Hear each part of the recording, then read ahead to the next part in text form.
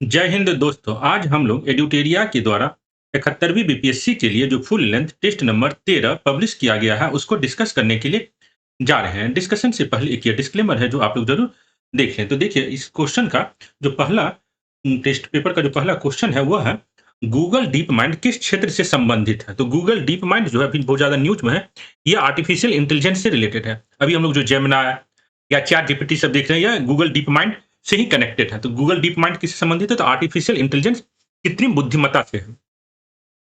दूसरा क्वेश्चन जो है यहाँ पर यह कह रहा है लाईफाई तकनीक का प्रयोग किससे होता है। तो लाईफाई तकनीक जो है, जैसे अभी हम लोग वाईफाई तकनीक से आपको पढ़ा रहे हैं या आप हमारा वीडियो देख रहे हैं, उसी तरीके से लाइट ट्रांसमिशन हेतु, प्रकाश हेतु वायरलेस संरचना से आपको लाईफाई का संबंध है। ये एक बार आपको बीपीएससी में पहले पूछा भी जा चुका है, लाईफाई से संबंधित किस्सा है। तो in which of the following LiFi technology use. तो लाईफाई टेक्नोलॉजी क्या है? Light based wireless communication for data transmission. तो लाइट की मदद से डाटा ट्रांसमिशन होगा, जिससे आप लोग जो है कोई भी इंटरनेट का के वेबसाइट को देख सकते हैं। तो लाईफाई जो है आपको लाइट बेस्ड वायरलेस कम्युनिकेशन से रिलेटेड है। उसके बाद है what is the main objective of Gaganyaan mission. तो गगनयान मिशन जो इसरो का मिशन है, इसका मेन ऑब्जेक्टिव क्या है? Sending human into earth orbit and returning them safely. तो गगनयान मिशन का लक्ष्य क्या है? तो पृथ्वी की कक्षा में मानव को भेजना और सुरक्षित वापस लाना। तो यह सब तीनों क्वेश्चन है, इसको हम लोग एक बार यहाँ पर देख लें। देखिए, डीप माइंड जो आपको गूगल का है या क्या किससे संबंधित है? तो आर्टिफिशियल इंटेलिजेंस से संबंधित है आपको ये डीप माइंड। ठीक है। उसके बाद गगनयान जो है, गगनयान का लक्ष्य क्या है? तो Gaganyaan project envisages demonstration of human space flight capability by launching crew of 3 members to an orbit of 400 km for a 3-day mission and bring them back safely to Earth। तो धरती से 400 किलोमीटर की दूरी पर स्पेस में गगनयान से 3 आदमी को भेजा जाएगा 3 दिन के लिए। तो गगनयान का लक्ष्य आपको समझ में आ गया है। यह इसरो का लक्ष्य है, जो धरती से 400 किलोमीटर दूर भेजा जाएगा 3 लोगों को 3 दिन के लिए, और फिर उसे रिटर्न बैक लाने का कोशिश किया जाएगा। तो यह है गगनयान मिशन। ठीक है, नेक्स्ट देखते हैं। राष्ट्रीय सुपर कंप्यूटिंग मिशन एनएसएम का उद्देश्य क्या है? तो राष्ट्रीय सुपर कंप्यूटिंग मिशन एनएसएम का उद्देश्य क्या है? भारत में सुपर कंप्यूटर विकसित करना, उसे शिक्षा और अनुसंधान में लगाना। एनएसएम का क्या लक्ष्य है? नेशनल सुपर कंप्यूटिंग मिशन का लक्ष्य है भारत में सुपर कंप्यूटर का विकसित करके उसे शिक्षा और अनुसंधान रिसर्च में लाना। अगला है शक्ति क्या है? शक्ति जो है भारत का रिस्क भी आधारित प्रोसेसर है। शक्ति क्या है? एक प्रोसेसर है जो आईआईटी मद्रास के द्वारा बनाया गया है। ये देखिए, ये देखिए नेशनल सुपर कंप्यूटिंग मिशन जो है, इसका लक्ष्य क्या है? Powering India future with indigenous high performance computing. तो ये आपको सुपर कंप्यूटर की मदद से एजुकेशन और रिसर्च सेक्टर में कोशिश कर रहा है बेटर करने के लिए। इन नेशनल सुपर कंप्यूटिंग मिशन जो है आपको high performance computing capabilities develop करना है एजुकेशन और रिसर्च सेक्टर में। यह आपको नेशनल सुपर कंप्यूटिंग मिशन का लक्ष्य। उसके बाद देखिए, ये जो शक्ति है, शक्ति आपको क्या चीज किसके द्वारा बनाया गया? तो आईआईटी मद्रास के द्वारा open source processor development ecosystem है। तो शक्ति एक माइक्रो प्रोसेसर है जो आपको आईआईटी मद्रास के द्वारा बनाया गया है। ये देखिए क्वेश्चन के इंग्लिश में देखें। तो what is the objective national super computing mission? तो developing super computer in India and applying them in education and research. तो इंडिया में सुपर कंप्यूटर बनाना है नेशनल सुपर कंप्यूटिंग मिशन के तहत। और व्हाट इज शक्ति? तो शक्ति जो है इंडिया इंडिजिनियस रिस्क भी बेस्ड प्रोसेसर है। Sorry, which of the following is correct? तो इसमें आपको प्लांट के बारे में पूछ रहा है। यूटिक्यूलेरिया एक घटपर्णी पौधा है, तो यह गलत है। यूटिक्यूलेरिया एक घटपर्णी पौधा नहीं है। घटपर्णी पौधा को नाइट्रोजन की प्राप्ति मिट्टी से होता है, यह पॉइंट सही है। यूटिक्लेरिया एक कीट घटपर्णी पौधा को नाइट्रोजन की प्राप्ति मिट्टी से होता है, यह भी गलत है। घटपर्णी पीचर प्लांट जो आपको कीट को खा जाता है, कीड़ा सबको खा जाता है, पीचर प्लांट, उसको नाइट्रोजन कहां से मिलता है? यही कीड़ा को खाने से उसे नाइट्रोजन मिलता है, मिट्टी से उसे नाइट्रोजन नहीं मिलता है। यूटिक्यूलेरिया एक कीट भक्षी पौधा है। तो जैसे पीचर प्लांट, जिसको हिंदी में घटपर्णी पौधा कहते हैं, यह भी कीड़ा को खाता है, कीट को खाता है, उसी तरीके से यूटिक्यूलेरिया भी कीट भक्षी पौधा है। तो यह पॉइंट आपको यहाँ पर सी सही है। ए और बी जो है यह आपको यहाँ पर गलत है। एक बार हम लोग इसको देखें। तो देखिए, यह है आपको यूटिक्यूलेरिया, यह है आपको यूटिक्यूलेरिया। पीचर प्लांट भी आपको जैसे कीट पतंग को खाता है। Pitcher plant gets nitrogen from the soil, यह जो स्टेटमेंट गलत है। Pitcher plants grow in nitrogen deficient soil and obtain most of their nitrogen from the insect they trap and digest. तो पीचर प्लांट ऐसी जगह पे होता है जहाँ की मिट्टी में नाइट्रोजन कम होता है, इसलिए वो नाइट्रोजन की कमी को कहाँ से पूरा करता है? तो इंसेक्ट्स को खा के करता है। यूटिक्युलेरिया जो है ये पीचर प्लांट नहीं है, एक अलग प्लांट है। ये आपको इस तरीके का ये जो प्लांट देखे होंगे पानी में होता है। ठीक है, ये क्वेश्चन आपको समझ में आ गया होगा। नेक्स्ट क्वेश्चन देखिए। ये देखिए, तो यूटिक्युलेरिया ये पीचर प्लांट गलत है। Pitcher plant gets nitrogen from the soil गलत है, ये कीट पद से करता है। यूटिक्युलेरिया इज इंसेक्टिवायरस प्लांट, तो ये पॉइंट आपको सही, तो इसका आंसर क्या हो जाएगा? ऑप्शन सी हो जाएगा। नेक्स्ट देखिए, अगला है निम्नलिखित में से कौन सा युग्म सही सुमेलित है? तो हमारे शरीर में जो हाइपोथैलेमस होता है, ये हमारा भूख, प्यास, शरीर के तापमान को नियंत्रण करता है। तो हाइपोथैलेमस जो है हमारे भूख और प्यास और शरीर के तापमान को नियंत्रित करता है। यह पॉइंट आपको सही है।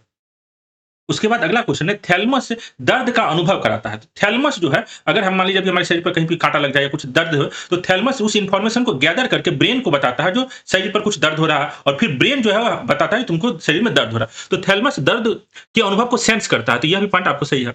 मेडुला ऑब्लोंगाटा जो है हृदय गति, रक्तचाप और श्वसन का नियंत्रण करता है। तो हम किस गति से श्वसन कर रहे हैं, हमारा हृदय कैसे धड़क रहा है, तो यह सब हम अपनी इच्छा से कंट्रोल नहीं करते, यह मेडुला ऑब्लोंगाटा कंट्रोल करता है। तो याद रखिएगा, शरीर में जो जितना इंपॉर्टेंट चीज है वह, जैसे मान लीजिए हमारे शरीर का जो धड़कन चल रहा है, ब्लड प्रेशर चल रहा है, यह सब मेडुला ऑब्लोंगाटा, ये बहुत ही इंपॉर्टेंट फंक्शन है बॉडी के लिए। हाइपोथैलेमस उससे कम इंपॉर्टेंट चीज को करेगा। हाइपोथैलेमस भूख, प्यास, शरीर, इससे हम मरेंगे नहीं। तो मेडुला ऑब्लोंगाटा का जो काम है वो बहुत ही नेसेसरी काम है। हाइपोथैलेमस का उससे कम नेसेसरी काम है। सेरिब्रम का सबसे कम नेसेसरी काम है। अभी जैसे आप हमारा वीडियो सुन रहे हैं, देख रहे हैं, तो यह आपका मेडुला ऑब्लोंगाटा कंट्रोल नहीं कर रहा है।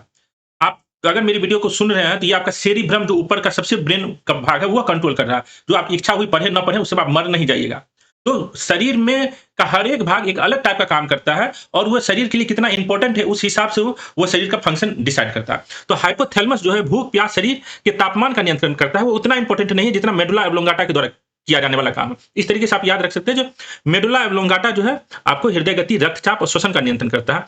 थैलेमस दर्द का अनुभव करने में हेल्प करता है। हाइपोथैलेमस भूख, प्यास, शरीर का तापमान कंट्रोल करता है। तो यहाँ पर ये ब्रेन से रिलेटेड है, कई बार एग्जाम में ये पूछा गया, तो इसका आंसर क्या हो जाएगा? 7 का सी हो जाएगा।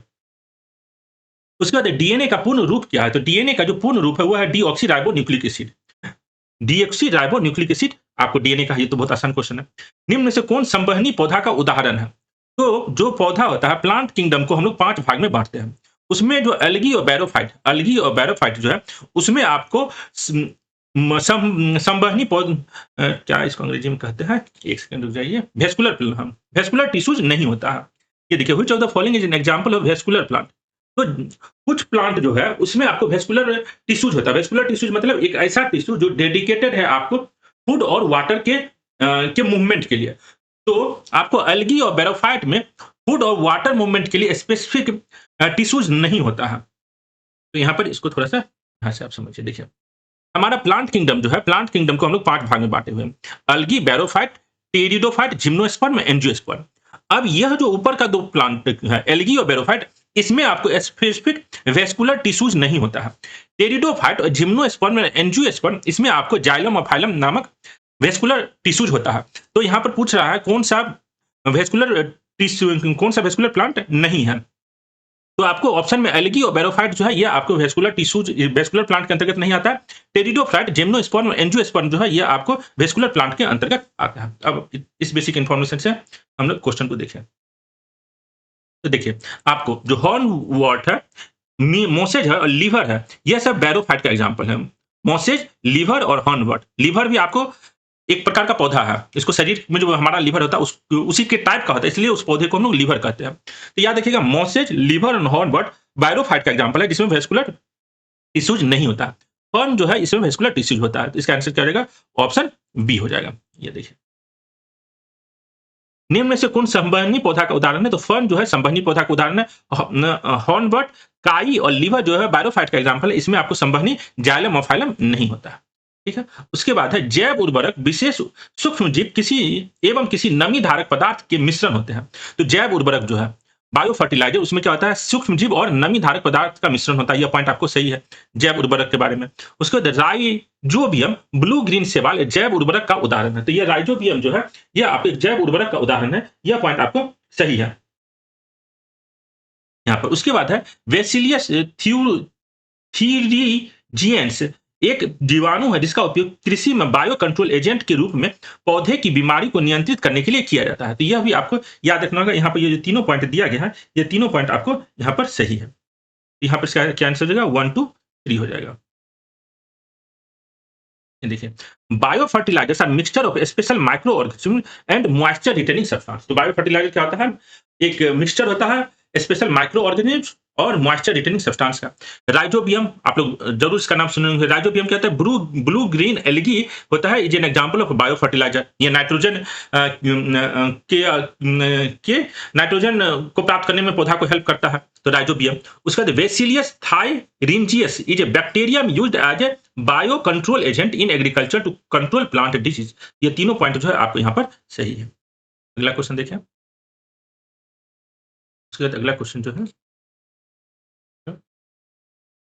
ठीक है, निम्नलिखित में से कौन सा पौधा अपने भूगर्भीय तने की गांठों में संचित खाद्य पदार्थ के लिए प्रसिद्ध है? तो आपको जो आलू है, आलू जो है ये एक तना होता है पौधा का। आलू बेसिकली तना होता है जिसमें आपको क्या होता है? नोड्स होते हैं। तो नोड्स जो होता है प्लांट के तना में ही पाया जाता है। नोट्स जो है रूट में नहीं पाया जाता है। नोट्स आपको कहाँ पाया जाता है? तना में पाया जाता है। तो आपको और अब आलू जो है भूगर्भीय तने की गांठों में संचित खाद्य पदार्थ के लिए फेमस है। यहाँ पर गाजर, मूली और सलजम जो है ये बेसिकली क्या है? ये पेड़ का जड़ है। गाजर, मूली और सलजम जो है पेड़ के जड़ के अंतर्गत आता है। जबकि आलू को हम लोग क्या मानते हैं? आलू जो है आपको तना है। जैसे आलू, अदरक, पोटैटो, जिंजर, ओनियन, टर्मरिक, यह सब जो है आपको स्टेम का रिफॉर्म्ड रूप है। यहाँ पर पूछा स्टेम कौन सा है? तो पोटैटो है। अब पोटैटो के अलावे जो स्टेम जो जमीन के अंदर होता है, तना जनरली हम लोग जमीन के ऊपर देखते हैं, लेकिन कुछ ऐसा भी पौधा है जिसमें तना जो है जमीन के नीचे है। जैसे potato, ginger, turmeric, onion, saffron, यह सब जो है आपको है। यहाँ कैरोट, रेडिश, टर्निप जो है ये आपको जड़ है। ठीक है। उसके बाद अगला क्वेश्चन है, insulin control the metabolism of carbohydrate. तो यह बात आपको सही है। इंसुलिन जो है आपको कंट्रोल करता है कार्बोहाइड्रेट के मेटाबॉलिज्म को। Hypoglycemia occur due to hyposecretion of insulin and diabetes occur due to hyper secretion of insulin. तो यह पॉइंट गलत है। अगर ज्यादा इंसुलिन सिक्रिट होगा तो आपको क्या होगा? Diabetes occur due to hyper secretion of insulin. अगर ज्यादा इंसुलिन सिक्रिएट होगा तो आपको हाइपोग्लिसेमिया हो जाएगा। और अगर आपको कम इंसुलिन सिक्रिएट हो रहा है तब आपको डायबिटीज हो जाएगा। तो यहाँ पर कह रहा है diabetes occur due to hyper secretion of insulin, गलत है। इंसुलिन की कमी से डायबिटीज होता है, ये गलत है। Insulin was discovered by Frederick Banting and Charles Best. यह पॉइंट आप याद रखिएगा, यह सही है। Insulin is secreted by beta cell of islets of Langerhans, a part of pancreas. यह भी पॉइंट आपको सही है यहाँ पर इंसुलिन के बारे में।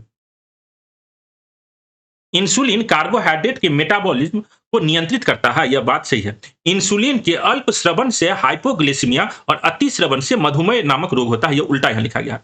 इंसुलिन के अति स्रवण से आपको क्या होता है? हाइपोग्लिसेमिया होता है। और अल्प स्रवण से मधुमेह, जिसको डायबिटीज कहते हैं। इंसुलिन की खोज बेंटिक और बेस्ट ने किया था, यह पॉइंट सही है। इंसुलिन अग्नाशय के एक भाग लैंगरहैंस की द्वीपिका के बीटा कोशिका द्वारा स्रावित होता है। तो यह पॉइंट आपको सही है। उसके बाद निम्नलिखित में से कौन सा एंटीबायोटिक का उदाहरण नहीं है? इसमें से कौन सा एंटीबायोटिक नहीं है? तो एस्प्रिन जो है ये आपको एंटीबायोटिक नहीं है। पेनिसिलिन, स्ट्रेप्टोमाइसिन, सल्फाडाइजिन, ये सब आपको एंटीबायोटिक है और एस्प्रिन जो है ये आपको एंटीबायोटिक नहीं है। उसके बाद है काली क्रांति, ब्लैक रिवॉल्यूशन जो है। ब्लैक रिवॉल्यूशन किससे संबंधित है? तो पेट्रोलियम के उत्पादन से आपको ब्लैक रिवॉल्यूशन है। काली क्रांति पेट्रोलियम। नीली क्रांति ब्लू रिवॉल्यूशन किससे है? मछली के उत्पादन से है। लाल क्रांति, रेड क्रांति किससे संबंधित है? तो मीट या टमाटर से संबंधित है। और पिंक रिवॉल्यूशन जो है आपको झींगा या मुर्गी, पोल्ट्री फार्म से संबंधित है। आपको ब्लू क्रांति नहीं, पिंक क्रांति, गुलाबी क्रांति जो है झींगा उत्पादन से संबंधित है। तो इसका आंसर क्या हो जाएगा? 14 का बी हो जाएगा। उसके बाद है कॉड यकृत तेल एवं सूर्य के प्रकाश से विटामिन डी प्राप्त होता है। यह पॉइंट आपको सही है। जो कॉड लिवर ऑयल और सूर्य के प्रकाश से हमें क्या प्राप्त होता है? विटामिन डी प्राप्त होता है। Wheat germ oil vitamin E का प्रमुख स्रोत है। तो यहाँ पर यह भी पॉइंट आपको सही है। जो व्हीट ग्राम ऑयल से हमें विटामिन ई मिलता है। अल्फा अल्फा से विटामिन के मिलता है। जैसे संतरा विटामिन ई का प्रमुख स्रोत है। तो ऑरेंज जो है वह विटामिन सी का प्रमुख स्रोत है। विटामिन ई का वह स्रोत प्रमुख नहीं है। ये देखिए, vitamin D is obtain from cod liver oil and sunlight, सही है। Wheat germ oil is the main source of vitamin E. Vitamin K is obtain from अल्फा अल्फा, ये सही है। Orange is the main source of vitamin C. तो यहाँ पे क्या होना चाहिए? Orange is the main source of vitamin E नहीं, विटामिन सी होना चाहिए। उसके बाद है बेकिंग सोडा का केमिकल फॉर्मूला क्या है? तो बेकिंग सोडा का आपको केमिकल फॉर्मूला आता है सोडियम बाइकार्बोनेट। सोडियम बाइकार्बोनेट जो है इसका फॉर्मूला है। इसका क्या हो जाएगा? NaHCO3, तो ये फॉर्मूला याद रखना होगा। उसके बाद है which of the following is an aromatic hydrocarbon. तो बेंजीन जो है यह आपको एरोमेटिक हाइड्रोकार्बन का बेसिक फॉर्मूला है। तो बेंजीन C6H6 जो है आपको बेंजीन, यह आपको एरोमेटिक हाइड्रोकार्बन का फॉर्मूला है। तो ये याद रखना होगा। बेंजीन जो है एक एरोमेटिक हाइड्रोकार्बन का है। तो खाने वाले सोडा का केमिकल फॉर्मूला क्या है? NaHCO3, sodium bicarbonate. कौन सा एरोमेटिक हाइड्रोकार्बन है? तो C6H6, जिसको हम लोग बेंजीन कहते हैं। उसके बाद है निम्नलिखित में से कौन सा युग्म सही सुमेलित है? तो सोडा कांच का यूज होता है आपको ट्यूबलाइट बोतल प्रयोगशाला के उपकरण में। यह याद रखना होगा कि किस प्रकार के कांच का यूज किस कहां पर होता है। तो फ्लिंट कांच जो है कैमरा, दूरबीन के लेंस और विद्युत बल्ब बनाने में होता है। क्राउन कांच का यूज होता है चश्मे के लेंस में। तो यहाँ पर आंसर क्या हो जाएगा? तीनों पॉइंट जो है यहाँ पर सही दिया गया है। ये देखिए, सोडा ग्लास जो है इसका यूज होता है tube light bottles, laboratory equipment. Flint glass जो होता है इसका यूज होता है कैमरा, टेलीस्कोप, लेंस और इलेक्ट्रिक बल्ब। और क्राउन ग्लास का यूज होता है स्पेक्टिकल लेंस के रूप में। ठीक है। उसके बाद है what is the main reason for water boiling faster at higher altitude. तो हाई अल्टीट्यूड पर जो है पानी जो है जल्दी बॉयल हो जाता है। इसका कारण क्या है? जो हाई अल्टीट्यूड पर आपको एटमॉस्फेरिक प्रेशर कम होता है। और बॉइलिंग टेम्परेचर का मतलब क्या होता है? एक ऐसा टेम्परेचर जहां पर पानी का जो वेपर का प्रेशर जो है आपको एटमॉस्फेरिक प्रेशर के बराबर हो जाए। तो अगर हम एटमॉस्फेरिक प्रेशर को कम कर देंगे तो हमारा जो है बॉइलिंग प्रेशर भी जो है बॉइलिंग टेम्परेचर भी कम हो जाएगा। यह इसके लिए क्या हो जाता है? आपको हाई अल्टीट्यूड पर पानी जो है जल्दी बॉयल हो जाता है। उसका रीजन क्या है कि हाई अल्टीट्यूड पर प्रेशर जो है वह आपको कम होता है। अधिक ऊंचाई पर पानी जल्दी उबलने का कारण क्या है? जो वायुमंडलीय दाब का कम होना। यह ठीक है।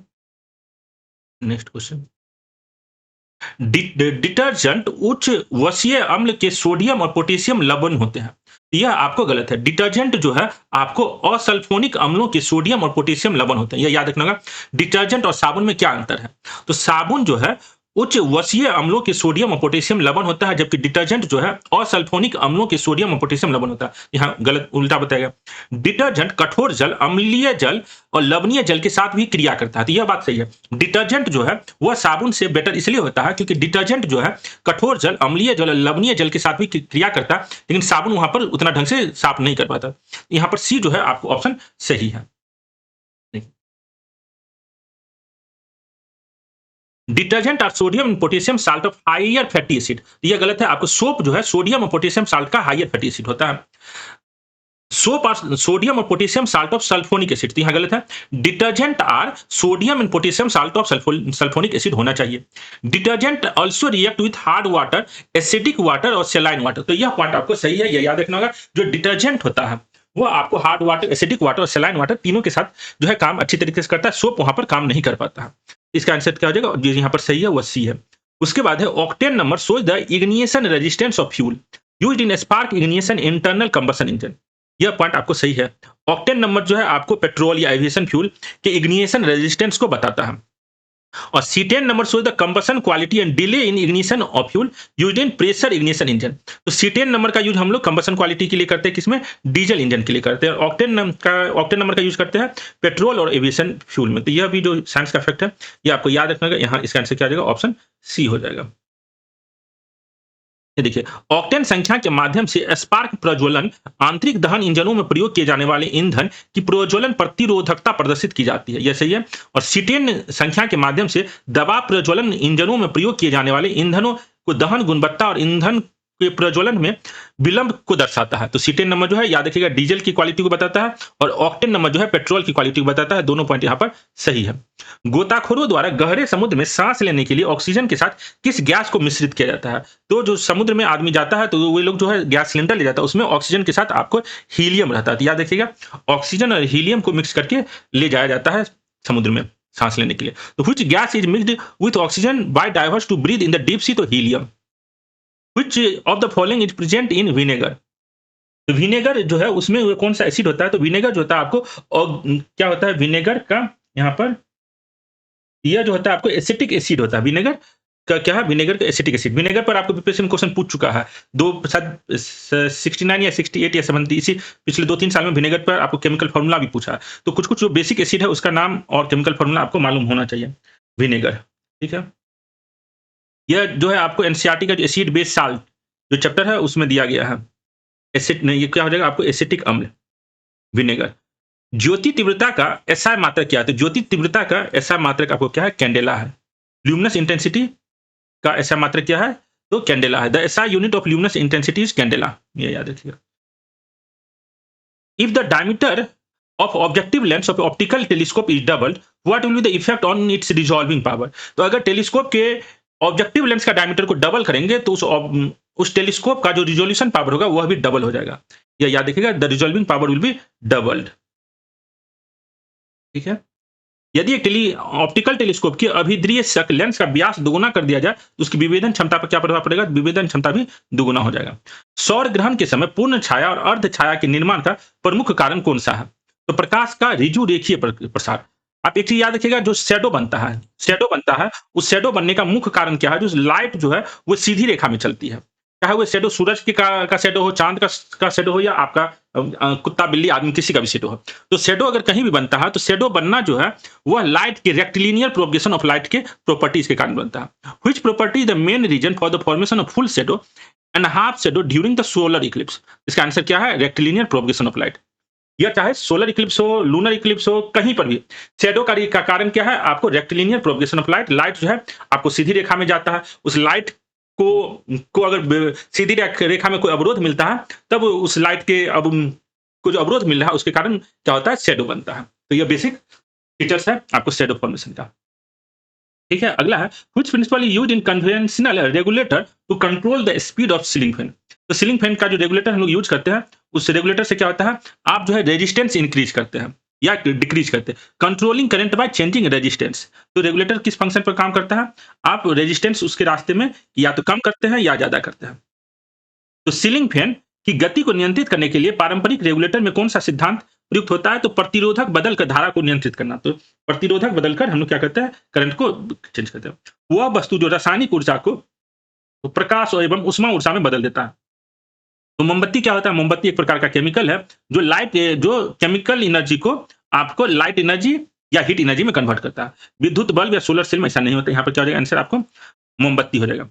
उसके बाद ऑप्टिकल फाइबर किस सिद्धांत पर काम करता है? तो ऑप्टिकल फाइबर जो है, इसमें जो आपको लाइट के मार्फत से हम लोग ट्रांसमिशन करते हैं इंफॉर्मेशन का, तो ऑप्टिकल फाइबर आपको टोटल इंटरनल रिफ्लेक्शन के आधार पर काम करता है। ऑप्टिकल फाइबर किस सिद्धांत पर काम करता है? तो ऑप्टिकल टोटल इंटरनल रिफ्लेक्शन के सिद्धांत पर काम करता है।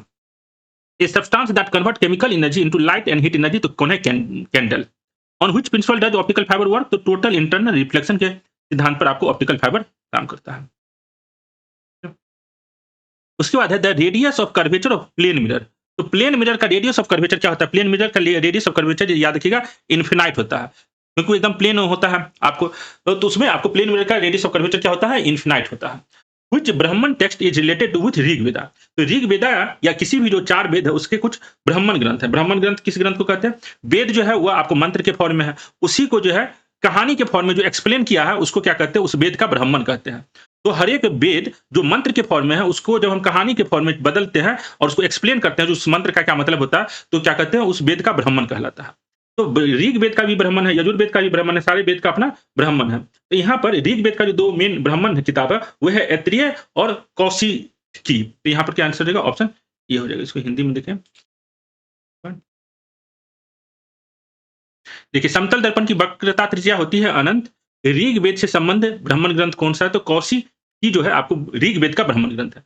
गोपथ जो है आपको अथर्ववेद का ब्राह्मण है। शतपथ ब्राह्मण जिसमें हमको हमारे बिहार का सबसे पुराना कहानी मिलता है, जो कैसे बिहार में आर्य लोग आए थे, ये आपको शतपथ ब्राह्मण में है। और शतपथ ब्राह्मण जो है किस वेद का भाग है? तो यजुर्वेद का है, याद रखिएगा।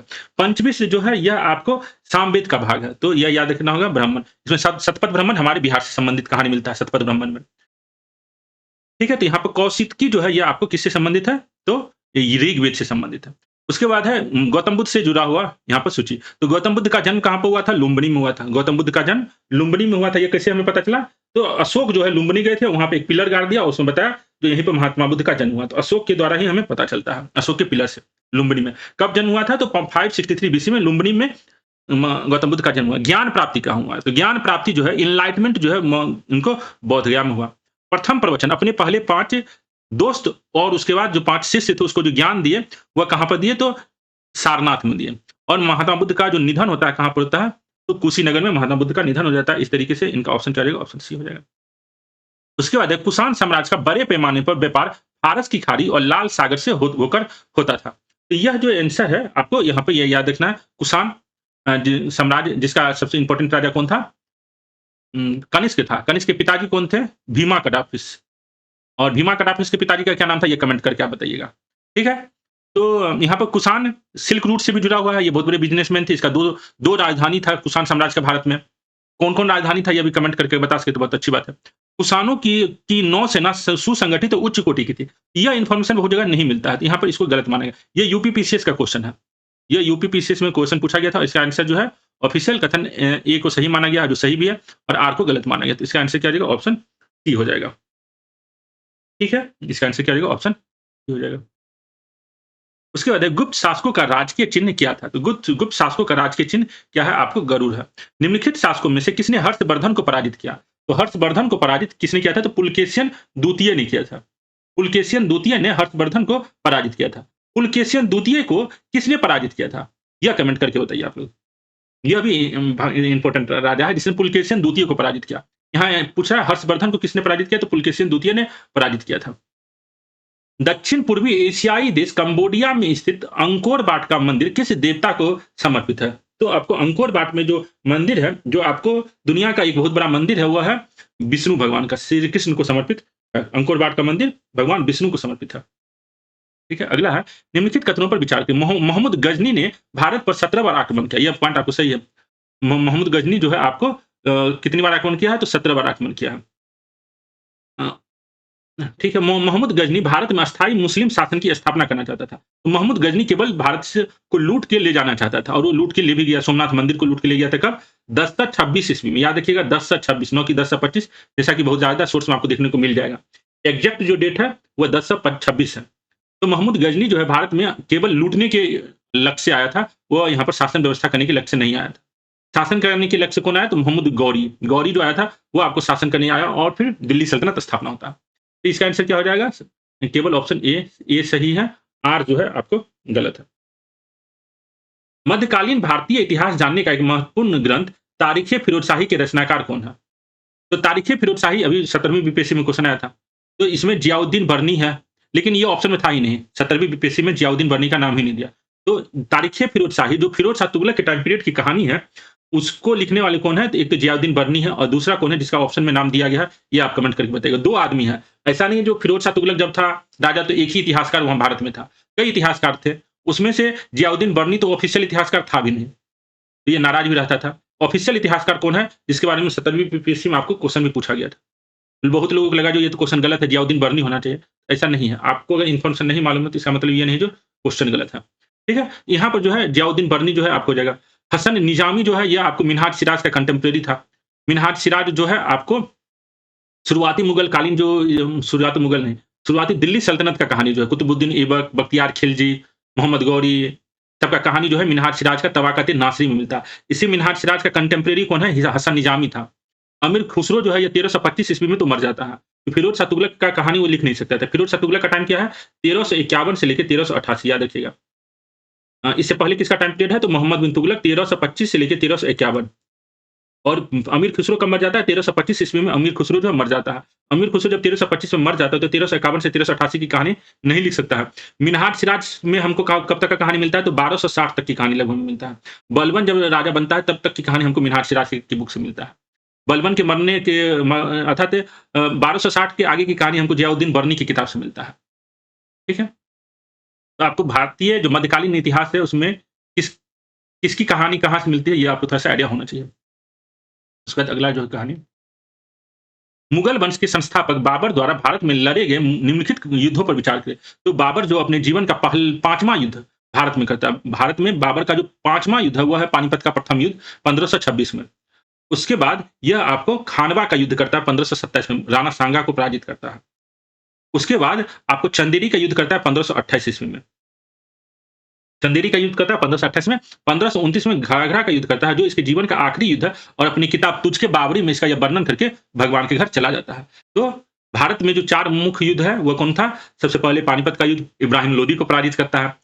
चंदेरी, उसके बाद खानवा का युद्ध, उसके बाद चंदेरी का युद्ध और घाघर का युद्ध करके यह चला जाता है इस दुनिया से। तो इसका आखिरी जो क्वेश्चन हो जाएगा ऑप्शन ए 3, 2, 1, 4। तो ठीक है, इसका आंसर क्या आ जाएगा? Option D. उसके बाद मुगल मनसबदारी व्यवस्था के संबंध में निम्नलिखित कथनों पर विचार करें। मुगल मनसबदारी एक वंशानुगत अधिकारी होते थे, तो मुगल मनसबदारी एक वंशानुगत अधिकारी नहीं होते थे। ये भी आप एक ऑफिसर की तरह होता था। जैसे आज आप एक ऑफिसर बनना चाहते हैं, तो ऐसा ज़रूरी नहीं है जो आपके बेटा भी वही ऑफिसर बनेगा। तो मुगल काल में भी मनसबदार एक ऑफिसर होता था मुगल का। ये वंशानुगत अधिकारी नहीं होता, उसका ट्रांसफर होता था, उसका पोस्ट ले भी लिया जाता था, उसको प्रमोट भी किया जाता था। तो ये गलत है। मुगल मनसबदारों के कुल 3 वर्ग थे, तो मनसबदारी को 3 भाग में बाँटा गया था आपको। तो ये जो था आपको रैंकिंग के आधार पर था, 10 से 501, फिर 500 से 2500 और 2500 से ऊपर था। तो मुगल मनसबदारों को 3 वर्ग में बाँटा गया था, तो यह पॉइंट आपको सही है। पहला गलत है, तो इसका कौन-सा कथन सही है? तो ऑप्शन 2 जो है वह सही है। उसके बाद जॉब चार्नोक द्वारा कलकत्ता की स्थापना हुई। तो जॉब चार्नोक द्वारा कलकत्ता की स्थापना हुई, यह पॉइंट आपको सही है। जॉब चार्नोक, यह कब हुआ है? 1690 ईस्वी में जॉब चार्नोक। वांडीवास का प्रसिद्ध युद्ध, वांडीवास के युद्ध में 1760 1760 में आपको एंग्लो फ्रेंच तीसरा युद्ध जो होता है, उसी का पार्ट है वांडीवास का युद्ध, जिसमें फ्रेंच को ब्रिटिशर्स पराजित करके फ्रेंच की जो पूरी इच्छा होती है भारत में साम्राज्य स्थापित करने का, वो खत्म हो जाता है वांडीवास के प्रसिद्ध युद्ध से। तो ये इसका क्या है? 1760। फ्रांसीसी ईस्ट इंडिया कंपनी की स्थापना, फ्रांसीसी ईस्ट इंडिया कंपनी की स्थापना कब होती है? तो फ्रांसीसी ईस्ट इंडिया कंपनी की स्थापना होती है 1664 ईस्वी में। याद रखिएगा, 1664 ईस्वी में। उसके बाद पुर्तगालियों द्वारा अंग्रेजों को बॉम्बे दहेज में दिया जाना। तो 1660-61 में बॉम्बे को दहेज में दिया जाता है पुर्तगालियों के द्वारा। तो यहाँ पर सबसे पहला कौन सा हो जाएगा? तो 4, 3, 1, 2, 4, 3, 1, 2 ऑप्शन डी जो हो जाएगा इसका आंसर हो जाएगा। ठीक है। भारत के पाश्चात्य शिक्षा के संबंध में अधोमुखी निस्पंदन सिद्धांत किसके प्रतिपादक कौन थे? तो आपको downward filtration theory, downward filtration theory का मतलब क्या हुआ? जो भारत में कुछ लोगों को ज्ञान दिया जाएगा और वो कुछ लोग जो है फिर दूसरे लोगों को ज्ञान देगा। यह थ्योरी किसका था? तो जो मैकॉले का था। इसको क्या कहते हैं? In the field of western education in India the propounder of downward filtration theory कौन था? मैकॉले था। उनका कहना था जो ब्रिटिशर्स को ज्यादा एजुकेशन पर खर्च नहीं करना चाहिए, कुछ गिने चुने लोगों को एजुकेशन प्रदान किया जाए और वे गिने चुने लोग जो है फिर दूसरे लोग को पढ़ने में हेल्प करेगा। जो आज तक नहीं हुआ, जिसको भी ज्ञान प्राप्त हो जाता है वो दूसरे को ज्ञान देता नहीं है, वो अपना ही ज्ञान को और दबा के रखना चाहता है। तो यहाँ पर ये डाउनवार्ड फिल्ट्रेशन थ्योरी कभी भी सफल नहीं हुआ। याद रखिएगा, ये कौन थे? George J B Macaulay. ठीक है। उसके बाद जो है यहाँ पर अखबार के बारे में पूछ रहा, जो सोम प्रकाश अखबार से रिलेटेड कौन है? तो सोम प्रकाश अखबार से रिलेटेड कौन है? तो ईश्वर चंद्र विद्यासागर। राष्ट्र गुप्तार के से रिलेटेड कौन है? तो दादा भाई नेहरू। दादा भाई नेहरू का एक और अखबार है, वो आप अगर कमेंट करके बता सके तो बहुत अच्छी बातें होगी। पोएट वर्ड्स नेक्टर, तो पोएट वर्ड्स नेक्टर किसने लिखा है? यह है आपको भारतेंदु हरिश्चंद्र। और अमृत बाजार पत्रिका के से संबंधित किसका है? तो शिशिर कुमार घोष। ठीक है। तो भारत में पाश्चात्य शिक्षा के क्षेत्र में अधोमुखी निस्पंदन सिद्धांत, डाउनवार्ड फिल्ट्रेशन थ्योरी किसने दिया था? George Macaulay. जॉर्ज मैकॉले ने यह सिद्धांत कब दिया? ये डेट एग्जैक्टली पूछा गया है 70वीं बीपीएससी में। यह भी याद रखिएगा, आप कमेंट करके बताइए, ये पूछा है बीपीएससी, किस डेट को यह सिद्धांत दिया गया था। सोचिए कितना माइन्यूट क्वेश्चन पूछा है। उसके बाद सोम प्रकाश, अभी हमने देखा सोम प्रकाश से संबंधित किनका है? तो यह है आपको ईश्वर चंद्र विद्यासागर। राष्ट्र गुप्तार से संबंधित है दादा भाई नेहरू जी। दादा भाई नेहरू जी का एक और अखबार है वॉइस ऑफ इंडिया। कवि बचन सुधा, कवि बचन सुधा के कौन है संपादक? तो भारतेंदु हरिश्चंद्र। अमृत बाजार पत्रिका से संबंधित कौन है? तो शिशिर कुमार घोष। ठीक है। यहाँ पर आंसर क्या हो जाएगा? ऑप्शन बी हो जाएगा। उसके बाद गवर्नर जनरल लॉर्ड कैनिंग ने 1857 में एनफील्ड राइफल के स्थान पर ब्राउन बेस कारतूस का प्रयोग करने का निर्णय लिया, जो 1857 के विद्रोह का तत्कालिक कारण बना। तो यह बात उल्टा लिखा गया है। लॉर्ड कैनिंग जो 1856 में आया था और 1856 से 1862 तक रहा लॉर्ड कैनिंग। तो यह जो 1856 में आया था वो आपको ब्राउन बेस कारतूस की जगह पर एनफील्ड राइफल का यूज किया था। तो यहाँ पर उल्टा लिखा, तो यह पॉइंट गलत है। उसके बाद बेगम हजरत महल और ब्रिजेश कादिर ने 1857 के विद्रोह का नेतृत्व मध्य प्रदेश में किया। तो यह भी बात गलत है। बेगम हजरत महल लखनऊ में अपने नाबालिग बेटा ब्रिजेश कादिर के बिहाफ पर 1857 के युद्ध को लीड की थी। तो बेगम हजरत महल, उसका बेटा का क्या नाम था? ब्रिजेश कादिर, जो छोटा सा नन्हा बच्चा था, उसके नाम पर बेगम हजरत महल जो 1857 का विद्रोह कहाँ पर लीड की थी? तो लखनऊ में की थी। तो यहाँ पर जो है आपको दूसरा भी गलत है, पहला भी गलत है। तो 44 का क्या आंसर हो जाएगा? दोनों गलत है। कौन सा कथन सत्य है? तो नॉट 1 नॉट 2 कथन सत्य है। उसके बाद अगला क्वेश्चन देखें। उसके बाद है नील विद्रोह की पहली घटना बंगाल के डास जिले में स्थित गोविंदपुर गांव में 17 सितंबर 1859 में हुआ था। तो 1859 में जो आपको ये नील विद्रोह, जिसको इंडिगो रिवोल्ट कहते हैं, तो इंडिगो रिवोल्ट जो बंगाल में हुआ था वो किस डिस्ट्रिक्ट में होता है? तो नदिया डिस्ट्रिक्ट में हुआ था। तो याद रखिएगा, नदिया डिस्ट्रिक्ट में आपको इंडिगो रिवोल्ट होता है 1859 में। उसके बाद है अवध किसान सभा के संस्थापक कौन थे? तो अवध किसान सभा के संस्थापक जो थे वो थे बाबा रामचंद्र। बाबा रामचंद्र जो है आपको अवध किसान सभा संपादक थे। यह कब बना था? तो अक्टूबर 1920 में बना था। यह याद रखिएगा। अवध किसान सभा के संस्थापक कौन है? तो बाबा रामचंद्र। दीवान बेलू थम्पी का विद्रोह कहाँ पे हुआ था? तो केरल में। केरल का जो त्रिवेंकोर स्टेट था उसमें ये दीवान था। पहले ब्रिटिशर्स की मदद से यह जो है अपने दुश्मनों को बहुत दबाया, फिर ब्रिटिशर्स जो है दीवान बेलू थम्पू के विरोध में हो जाता है, फिर दीवान बेलू थम्पू जो है उसे मार दिया जाता है। तो ये दीवान बेलू थम्पू का कांसेप्ट कहाँ का विद्रोह था? तो केरल का था। दीवान बेलू थम्पू, ये 1808 से 1809 के उनका टाइम पीरियड में है। उसके बाद है 19वीं शताब्दी का उत्तरार्ध भारत में राष्ट्रीयता का जन्म का काल था। तो 19वीं शताब्दी का उत्तरार्ध 1850 के बाद की जो टाइम पीरियड है भारत में नेशनलिज्म जन्म लिया। यह पॉइंट आपको सही है। सामाजिक धार्मिक सुधार आंदोलन, आधुनिक पाश्चात्य शिक्षा का प्रसार आदि ने भारत में राष्ट्रवादी आकांक्षा को जन्म दिया। तो यह पॉइंट सब सही है। सामाजिक धार्मिक सुधार जो राजा राम मोहन राय ने किया, उसके बाद आपको जो क्या कहते हैं उनके मरने के बाद देवेंद्र नाथ टैगोर थे, और भी आपको पूरे भारत में जो पूना में सत्यशोधक समाज, और बेसिकली जो आपको आर्य समाज था, आर्य समाज का ही पूरे भारत में अलग-अलग ब्रांच बना था, जो भारत में समाज सुधार की बातें, पाश्चात्य शिक्षा की बातें, महिला की शिक्षा की बातें कर रहा था। यह सब जो है राष्ट्रवादी आकांक्षा को जन्म दिया। तो यहाँ पर क्या है? दोनों पॉइंट जो है सही है। ठीक है? उसके बाद है क्रांतिकारी आंदोलन से जुड़ी पुस्तक भवानी मंदिर के रचयिता कौन थे? तो भवानी मंदिर के रचयिता थे आपको अरविंदो घोष। अभी अरविंदो घोष पर एक बुक 70वीं बुक बीपीएससी में पूछा गया था। तो यह भी सही है। अरविंदो घोष का जो एक बुक है जो 70वीं बीपीएससी में पूछा गया था, उसका नाम आप कमेंट करके बताने का कोशिश कीजिए।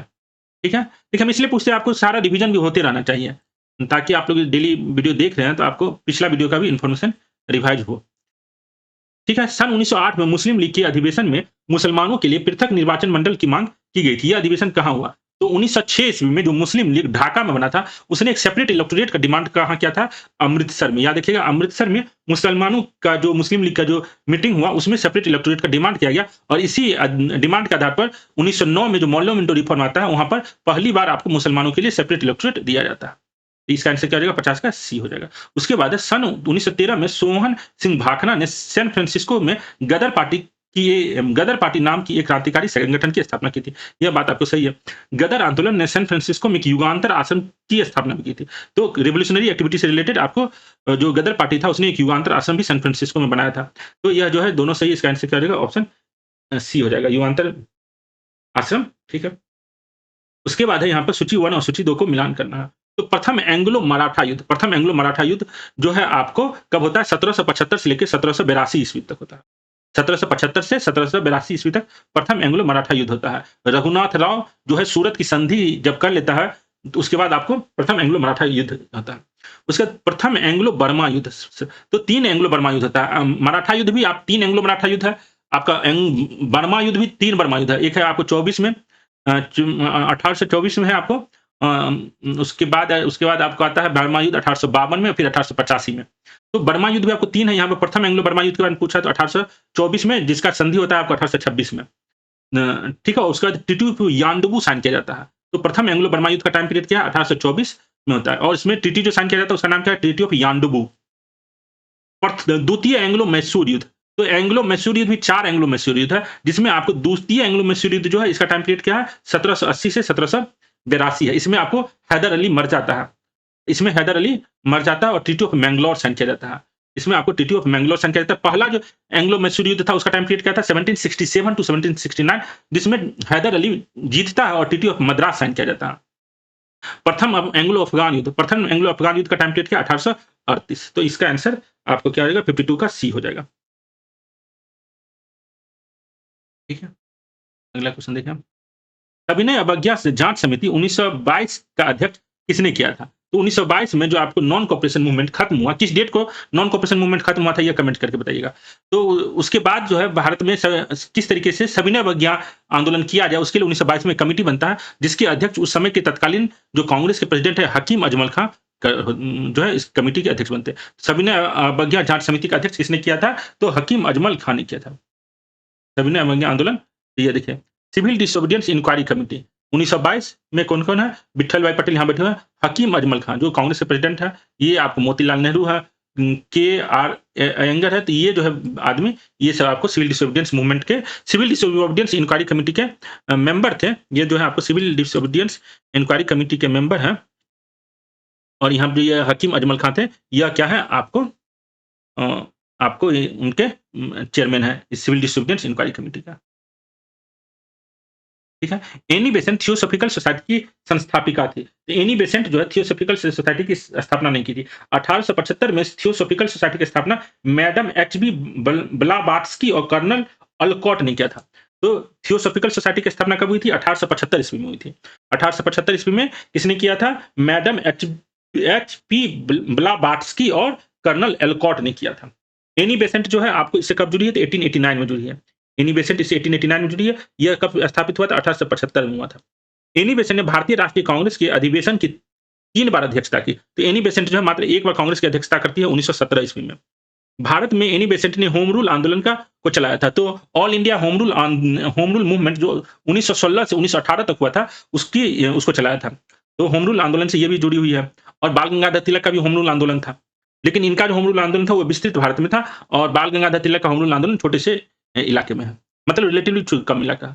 एनी बेसेंट ने कॉमनवेल्थ और न्यू इंडिया नामक पत्रों का प्रकाशन किया। यह भी आपको कहानी सही है। एनी बेसेंट ने आपको कॉमनवेल्थ और न्यू इंडिया नामक पत्र का प्रकाशन किया। तो तीसरा और चौथा सही है, पहला दूसरा गलत है। तो यहाँ पर इसका आंसर क्या रहेगा? कौन सा कथन सही है? तो 3 और 4 कथन सही है। उसके बाद है भारत का वायसराय डैश पर दिल्ली में उनके राजकीय प्रवेश के अवसर पर बम फेंका गया था। तो 1912 ईस्वी में जो आपको भारत का वायसराय था, तो लॉर्ड मायो कब था भारत का वायसराय? तो लॉर्ड मायो का टाइम था 1869 से 1872, जिसको अंडमान निकोबार द्वीप में मार दिया जाता है। भारत के वायसराय पर बम कब फेंका गया है? 1912 ईस्वी में। तो लॉर्ड मायो इसका आंसर नहीं होगा। लॉर्ड हार्डिंग द्वितीय, हार्डिंग द्वितीय का टाइम पीरियड क्या है? 1910 से लेके 1916। लॉर्ड मिंटो टू का टाइम पीरियड क्या है? 1905 से लेके 1910। 1905 से लेके 1910। लॉर्ड कर्जन का टाइम पीरियड क्या है? 1899 से लेके 1905। तो अब यहाँ पे दिख गया 1910 से 1916 में कौन थे? लॉर्ड हार्डिंग द्वितीय थे भारत का वायसराय। तो 1912 में जब बम फेंका गया तो ये कौन था वायसराय भारत का? तो लॉर्ड हार्डिंग द्वितीय जो था वो भारत का वायसराय था। और इस पर बम किसने फेंका था? तो रास बिहारी बोस ने फेंका था। रास बिहारी बोस ने बम फेंका था। फिर रास बिहारी बोस जो है आपको जापान भाग जाता है, फिर जापान में शादी करता है, जापानी लड़की के साथ शादी करता है, फिर उसकी कहानी अलग है। तो लॉर्ड हार्डिंग द्वितीय जो है आपको बम फेंका गया था। ठीक है? इसका आंसर क्या हो जाएगा? लॉर्ड हार्डिंग द्वितीय। उसका the new spirit in India नामक पुस्तक किस विदेशी पत्रकार द्वारा संपादित किया गया था? तो यह याद रखिएगा, एच.डब्ल्यू. नेविन्सन जो है स्वदेशी आंदोलन 1905 के समय भारत के लोगों के मन में जो नया विचारधारा आ रहा है, नया माइंडसेट जो भारत के लोगों में डेवलप हो रहा है, उस पर एक बुक पब्लिश किया था एच.डब्ल्यू. नेविन्सन ने, the new spirit in India. ठीक है? ये स्वदेशी आंदोलन के टाइम का है। उसके बाद सती प्रथा को गैर कानूनी घोषित किया गया। तो सती प्रथा को गैर कानूनी कब घोषित किया गया? तो 1829 ईस्वी में जो है आपको सती प्रथा को गैर कानूनी घोषित किया गया था। कब? 1919 ने 1829 ईस्वी में सती प्रथा को गैर कानूनी घोषित किया गया था। राजा राम मोहन राय ने ब्रह्म समाज की स्थापना की। कब किया राजा राम मोहन राय ने? 1828 ईस्वी में राजा राम मोहन राय ने इसकी स्थापना की। आत्मीय सभा की स्थापना 1815 ईस्वी में। राजा राम मोहन राय द्वारा ब्रिटिश सम्राट विलियम चतुर्थ के दरबार में दूत के रूप में भेजा गया।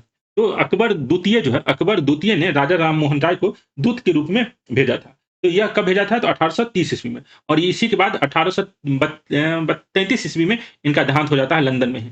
राजा राम मोहन राय का जन्म कब होता है? तो 1772 ईस्वी में। 1772 ईस्वी में राजा राम मोहन राय का जन्म होता है। 1872 ईस्वी में इनका जन्म होता है। 1872 ईस्वी में भी एक बहुत बंगाल के प्रसिद्ध विद्वान आदमी है, इनका नाम क्या है? अरबिंदो घोष। अरबिंदो घोष का जन्म है 1872 ईस्वी में। 1772 में है आपको राजा राम मोहन राय का जन्म। तो ये भी टाइम पीरियड थोड़ा सा याद रखिएगा, राजा राम मोहन राय। तो यहाँ पर पूछा है सबसे पहली घटना कौन सी हुई? तो पहली घटना जो है आपको आत्मीय सभा, फिर आपको ब्रह्म समाज। तो 3-2-1-4 3-2-1-4। तो इसका आंसर क्या रहेगा? ऑप्शन सी हो जाएगा। ठीक है? उसके बाद है 31 दिसंबर 1929 को अर्धरात्रि में भारतीय राष्ट्रीय ध्वज को किनके द्वारा फहराया गया था? तो 31 दिसंबर 1929 को जो है आपको लाहौर अधिवेशन में जवाहरलाल नेहरू ने भारतीय राष्ट्रीय ध्वज को फहराया और उसी के बाद कहा जो 1930 के जनवरी महीना के आखिरी संडे को पूरे भारत में झंडा फहराया जाएगा। कब फहराया जाएगा? 1930 के जनवरी महीना के आखिरी संडे में। तो 1930 का जनवरी महीना का आखिरी संडे कब था? आपको 26 तारीख को। इसी कारण से 26 जनवरी को हम लोग स्वतंत्रता दिवस मनाना शुरू किए। याद रखिएगा शब्द है स्वतंत्रता दिवस। तो हम लोग स्वतंत्रता दिवस कब से मनाना शुरू किए थे? 26 जनवरी 1930 को। 26 जनवरी ही क्यों आया? क्योंकि 26 जनवरी को ही जनवरी महीने में आखिरी संडे था। तो यहाँ पर यह है आपको सही। तो पहला बार उन्होंने 31 दिसंबर 1929 को अर्धरात्रि में भारतीय राष्ट्रीय ध्वज को किनके द्वारा फहराया गया था? तो जवाहरलाल नेहरू। प्रथम गोलमेज सम्मेलन से संबंधित निम्नलिखित कथनों में से कौन-सा कथन सही नहीं है? यह वर्ष 1930 में आयोजित किया गया था, बात सही है। पहला जो है आपको 1930 में आयोजित किया गया था। उसके बाद इसका आयोजन लंदन में हुआ, यह भी सही है। इस अधिवेशन का उद्देश्य साइमन आयोग की रिपोर्ट पर चर्चा करना था, यह सही है। इस अधिवेशन में कांग्रेस के प्रतिनिधि मंडल ने भाग लिया। कांग्रेस का प्रतिनिधि मंडल 3 गोलमेज सम्मेलन में से केवल दूसरे में महात्मा गांधी ने भाग लिया था, पहला और तीसरे में किसी ने भाग नहीं लिया, तो डी जो है गलत है। सन 1942 ईस्वी के भारत छोड़ो आंदोलन के प्रारंभ के समय ब्रिटिश वायसराय कौन था? तो यहाँ पर ब्रिटिश वायसराय को फिर हम लोग देखें तो देखिए, लॉर्ड विलिंगडन का टाइम पीरियड क्या है? तो लॉर्ड इरविन का पहले देखते हैं। लॉर्ड इरविन जो है आपको 1926 से लेके 1931 तक। लॉर्ड इरविन, इरविन के बाद 31 से 36 तक कौन आता है? तो आपको विलिंगडन आता है। ये आपको 1931 से लेके 1936 तक है। लॉर्ड लिंथगो जो है 1936 से लेके 1942 या 43 होगा, एक बार चेक कर लीजिएगा। और उसके बाद लॉर्ड वेबल जो है 1943 है। लॉर्ड वेबल का टाइम पीरियड जो है 1900 अच्छा, लॉर्ड लिंथगो का 42 या 43 होना चाहिए, एक बार देख लीजिएगा। 1942 के टाइम में तो लॉर्ड लिंथगो ही है। अगस्त ऑफर लॉर्ड लिंथगो ही देते हैं हम लोग को। ठीक है, तो यहाँ पर इसका क्या टाइम पीरियड होगा? लॉर्ड लिंथगो जो थे 1942 के भारत छोड़ो आंदोलन के समय थे। अगला क्वेश्चन देखिए। अगला क्वेश्चन है, आत्मा न न केवल पशु और वनस्पति जीवन की संपत्ति है, बल्कि चट्टानें, बहती पानी और कई अन्य प्राकृतिक वस्तुओं की भी संपत्ति है, जिन्हें अन्य धार्मिक संप्रदाय जीवित नहीं मानते हैं। तो यूनिवर्सल सोल का जो कंसेप्ट है, ये किसने दिया था? तो जैन धर्म में माना जाता है आत्मा हर चीज में होता है। केवल हम लोग हमारा जो सनातन धर्म है, उसमें तो आत्मा केवल जो सजीव है उसमें मानते हैं, लेकिन आत्मा जो है सब जगह होता है। पत्थर में भी आत्मा है। ये सब जो है यूनिवर्सल सोल का कंसेप्ट किसमें है? तो जैन में है। बुद्ध में सोल के बारे में कुछ बातें ही नहीं होती है। हमारा शैव धर्म और वैष्णव धर्म में हम लोग पत्थर में आत्मा नहीं मानते हैं। तो ठीक है, इसका आंसर क्या हो जाएगा? 61 का ऑप्शन ए हो जाएगा। प्राचीन भारत की निम्नलिखित में से किस पुस्तक में शुंग वंश के संस्थापक के पुत्र की एक कहानी है? तो शुंग वंश का संस्थापक कौन था? तो शुंग वंश का संस्थापक जो है पुष्यमित्र शुंग था। पुष्यमित्र शुंग जो मौर्य साम्राज्य के आखिरी राजा बृहद्रथ को मार के राजा बनता है, उसका बेटा का नाम क्या है? अग्निमित्र। अग्निमित्र को जो है प्रेम हो जाता है एक सुंदरी से, उसका नाम क्या है? मालविका अग्निमित्र। तो मालविका अग्निमित्र जो है, यह जो है आपको शुंग वंश के संस्थापक के पुष्यमित्र शुंग का बेटा अग्निमित्र के प्रेम की कहानी है, मालविका अग्निमित्र। तो याद रखिएगा, मालविका अग्निमित्र किसने लिखा था? कालिदास ने लिखा था। स्वप्न वासवदत्ता जो है, यह किसने लिखा है? तो भास के द्वारा यह स्वप्न वासवदत्ता वत्स नरेश उदयन और अवंती की राजकुमारी वासवदत्ता की प्रेम कहानी है। स्वप्न वासवदत्ता किसने लिखा? तो भास ने लिखा। मेघदूत जो है, यह तो किसी राजा की कहानी नहीं है। रत्नावली जो है, रत्नावली जो है, यह आपको किसके द्वारा है? मेघदूत भी कालिदास का ही है। मेघ के द्वारा अपनी पत्नी को चिट्ठी भेजने का काम किया जाता है मेघदूत। ये किसी राजा की कहानी नहीं है मेघदूत, लेकिन इंपॉर्टेंट है मेघदूत। रत्नावली जो है, ये आपको हर्षवर्धन के द्वारा उदयन जो वत्स नरेश उदयन की प्रेम कहानी हम आपको स्वप्न वासवदत्ता में बताया, भास ने बताया। उसी तरीके से हर्षवर्धन जो है उदयन वत्स नरेश उदयन की प्रेम कहानी श्रीलंका की एक राजकुमारी के साथ बताता है। तो उदयन जो वत्स नरेश था, उसका कई प्रेम कहानी कई नायिकाओं के साथ है, और उसकी प्रेम कहानी पर कई पुस्तक लिखी गई है। तो प्राचीन भारत में उदयन वत्स नरेश जो है, उसका कई नायिकाओं के साथ कई प्रेम कहानी है, जिस पर कई जो लेखक ने बुक लिखा। तो रत्नावली में भी आपको कहानी आपको मिलता है उदयन के बारे में। तो यहाँ पर आंसर क्या रहेगा? मालविका अग्निमित्र। समझ में आ गया होगा चारों ऑप्शन।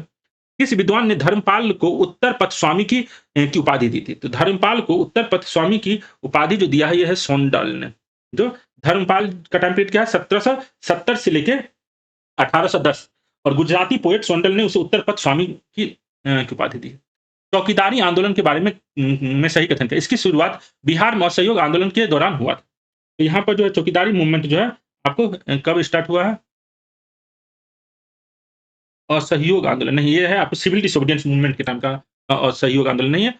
हाँ, यह चंपारण, सारण, मुंगेर आदि जिले में लोकप्रिय था, तो यह सही है। रामवृक्ष बेनीपुरी ने इसी दौरान बंदी कैदी पत्रिका शुरू किया था, यह भी सही है। इसके प्रमुख नेता को 1921 में गिरफ्तार कर लिया गया था। तो चौकीदारी आंदोलन जो था 1930 के सिविल डिसोबीडियंस मूवमेंट से रिलेटेड है, न कि असहयोग आंदोलन से। तो बी और सी यहाँ पर इसका आंसर सही हो जाएगा। उसके बाद है, दरिया खान नोहानी को बिहार का राज्यपाल किसने नियुक्त किया था? यह इंपॉर्टेंट है, दरिया खान नोहानी। दरिया खान नोहानी जो है, इसको बिहार का राज्यपाल जो है किसने नियुक्त किया था? तो इसको नियुक्त किया है आपको सिकंदर लोदी ने दरिया खान नोहानी को बिहार का राज्यपाल नियुक्त किया था। ठीक है, दरिया खान नोहानी, इसी का बेटा होता है बाहर खानोहानी, जिसके अंदर में शेरशाह सूरी जो है, बाहर खानोहानी के बेटे का टीचर होता है, कौन? शेरशाह सूरी। उस समय उसका नाम होता है फरीद। तो दरिया खानोहानी का ही बेटा होता है बाहर खानोहानी। तो ये जो है इसको बिहार का राज्यपाल किसने नियुक्त किया था? इसको बिहार का राज्यपाल नियुक्त किया था सिकंदर लोदी ने। ठीक है? बिहार में व्यक्तिगत सत्याग्रह में किन महिला सत्याग्रहियों ने योगदान किया था? तो व्यक्तिगत सत्याग्रह में बिहार में किसने योगदान किया है? तो इसमें जानकी देवी और जगत रानी देवी का नाम याद रखिएगा। या जो है इसका आंसर क्या रहेगा? डी हो जाएगा। भारत छोड़ो आंदोलन के दौरान जयप्रकाश नारायण हजारीबाग जेल से भागने में कब सफल हुए? तो 9 नवंबर 1942 को यह भागने में सफल हुए थे। 1857 के विद्रोह के दौरान बिहार में मार्शल लॉ कब लगाया था? तो 30 जुलाई को बिहार में मार्शल लॉ लगाया गया था, 30 जुलाई को। किस डेट को आपको पीर अली ने विद्रोह बिहार में स्टार्ट किया था? आज के वर्तमान बिहार में 1857 का विद्रोह कहाँ किसने स्टार्ट किया था? तो पीर अली ने किया था। वर्तमान बिहार की बात करें, जब हम झारखंड को इंक्लूड नहीं कर रहे हैं। तो पीर अली ने बिहार में 1857 का विद्रोह कब स्टार्ट किया था? यह कमेंट करके बताइए। 1857 के विद्रोह के दौरान बिहार में मार्शल लॉ कब लागू हुआ? तो 30 जुलाई को लागू हुआ। खादी का अर्थशास्त्र, तो खादी का जो अर्थशास्त्र है, यह किसने लिखा है? तो राजेंद्र प्रसाद के द्वारा लिखा गया ये बुक। उसके बाद वन स्थिति रिपोर्ट 2023 के अनुसार बिहार के किस जिले में सबसे अधिक वन है? तो बिहार के कैमूर जिले में सबसे अधिक वन है। यह आपको कह रहा है बिहार के प्रथम कार्यवाहक राज्यपाल कौन थे? तो बिहार के प्रथम कार्यवाहक राज्यपाल जो है, यह है आपको उज्ज्वल नारायण सिन्हा। याद रखिएगा, बिहार के प्रथम कार्यवाहक राज्यपाल कौन थे? उज्ज्वल नारायण सिन्हा। उनके बाद कौन है? कृष्ण बल्लभ नारायण सिंह, और उसके बाद है आपको दीपक नारायण सेन, और उसके बाद आपको दीपक नारायण सेन के बाद आते हैं आर डी प्रधान। एक बार हम लोग जो है यहाँ पर देख लें जो राज्यपाल का जो लिस्ट है बिहार का, तो यहाँ पर देखिए अभी जो है आपको राज्यपाल का लिस्ट में देखिए यहाँ पर उज्ज्वल जो है श्री जस्टिस उज्ज्वल नारायण सिन्हा जो थे, ये ऑफिशिएटिंग राज्यपाल गवर्नर सबसे पहले कब बने थे? तो आपको 71 में ये बने थे। उसके बाद जो है आपको जस्टिस कृष्ण बल्लभ नारायण सिंह जो है, ये आपको ऑफिशिएटिंग राज्यपाल बने। उनके बाद जो है आपको कौन ऑफिशिएटिंग राज्यपाल बने? तो श्री जस्टिस दीपक कुमार सेन। उसके बाद दीपक कुमार सेन के बाद आर डी प्रधान है। इस तरीके से आप याद रखिएगा, सबसे पहला जो स्वतंत्र भारत का ऑफिशिएटिंग गवर्नर बने हुआ है जस्टिस उज्ज्वल नारायण सिन्हा। ठीक है, नेक्स्ट क्वेश्चन देखते हैं। नेक्स्ट क्वेश्चन जो है यहाँ पर निम्नलिखित का मिलान करें। तो राजगीर जिला में कौन सा चट्टान पाया जाता है? तो राजगीर जो है, यहाँ पर आपको चट्टान जो पाया जाता है वो धारवाड़ श्रेणी की चट्टानें पाई जाती है। राजगीर में कौन सी श्रेणी की चट्टानें पाई जाती है? तो धारवाड़। कैमूर और रोहतास में किस श्रेणी की चट्टानें पाई जाती है? तो विंध्यन श्रेणी की। पश्चिम चंपारण में आपको तृतीयक श्रेणी की चट्टानें पाई जाती है। याद रखिएगा, पश्चिम चंपारण में हमको जो शिवालिक श्रेणी का जो भाग मिलता है, वहां पर वो टर्सरी चट्टान है, जिसको हम क्या कहते हैं? तृतीयक श्रेणी की चट्टानें। और वैशाली जो मैदानी इलाका है, वहां पर क्वाटरनरी श्रेणी की चट्टानें पाई जाती है, जिसको हम क्या कहते हैं? चतुर्थक श्रेणी की चट्टानें। तो यहाँ पे आंसर क्या रहेगा? 72 का ऑप्शन हो जाएगा ए। 72 का ऑप्शन ए जो है करेक्ट हो जाएगा। एक बार हम लोग मैप में देख ले, बिहार का मैप पे देखिए। बिहार के मैप पे हम लोग देखें तो बिहार को चट्टान के हिसाब से 4 भाग में बांटा गया। तो ये कैमूर रोहतास वाला इलाका है, यहाँ पर आपको विंध्यन श्रेणी की चट्टानें हैं।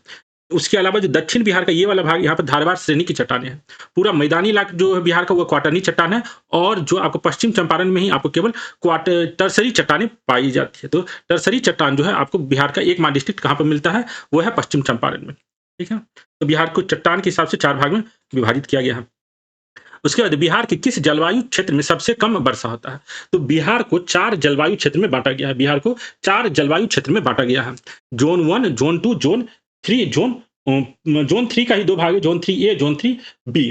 और आपको जोन 3A और जोन 3B जो है, इसमें आपको लिस्ट वर्षा होता है। तो यहाँ पर क्या हो जाएगा? बी वाला जो ऑप्शन है, तो इसका आंसर है ऑप्शन डी। एक बार हम लोग बिहार के जलवायु एग्रो क्लाइमेटिक रीजन के रूप में जो बांटा गया है, तो वो देखिए बिहार में कृषि जलवायु क्षेत्र, जिसको हम क्या कहते हैं? Agro climatic reason. यह है आपको जोन 1, जोन 2, जोन 3 और जोन 3 का ए, जोन 3B। यह है आपको जोन 1 उत्तर पश्चिम जलोढ़, यह है याद रखिएगा पश्चिम चंपारण वाला है, यह जोन 1। सुपौल सहरसा जो है, यह है जोन 2। उसके बाद जो आपको दक्षिण बिहार का जो यूपी से बाउंड्री जो शेयर करता है, इसको हम लोग क्या कहते हैं? Zone 3B। यह है 3B, यह याद रखिएगा। और इधर जो है जोन 3A। तो दक्षिण पूर्वी जो है वो आपको जोन 3A है। ये एकदम कंफ्यूजन नहीं होना है, जोन 3A किधर है और जोन 3B किधर है। तो बिहार के पश्चिम में जोन 3B है, और बिहार के पूरब में जो है यह आपको जोन 3A है। ठीक है, और यह जो इलाका है आपको जोन 3 वाला जो A और B, यहाँ पर सबसे कम वर्षा होता है। तो यह भी आपको क्वेश्चन में दिख गया होगा।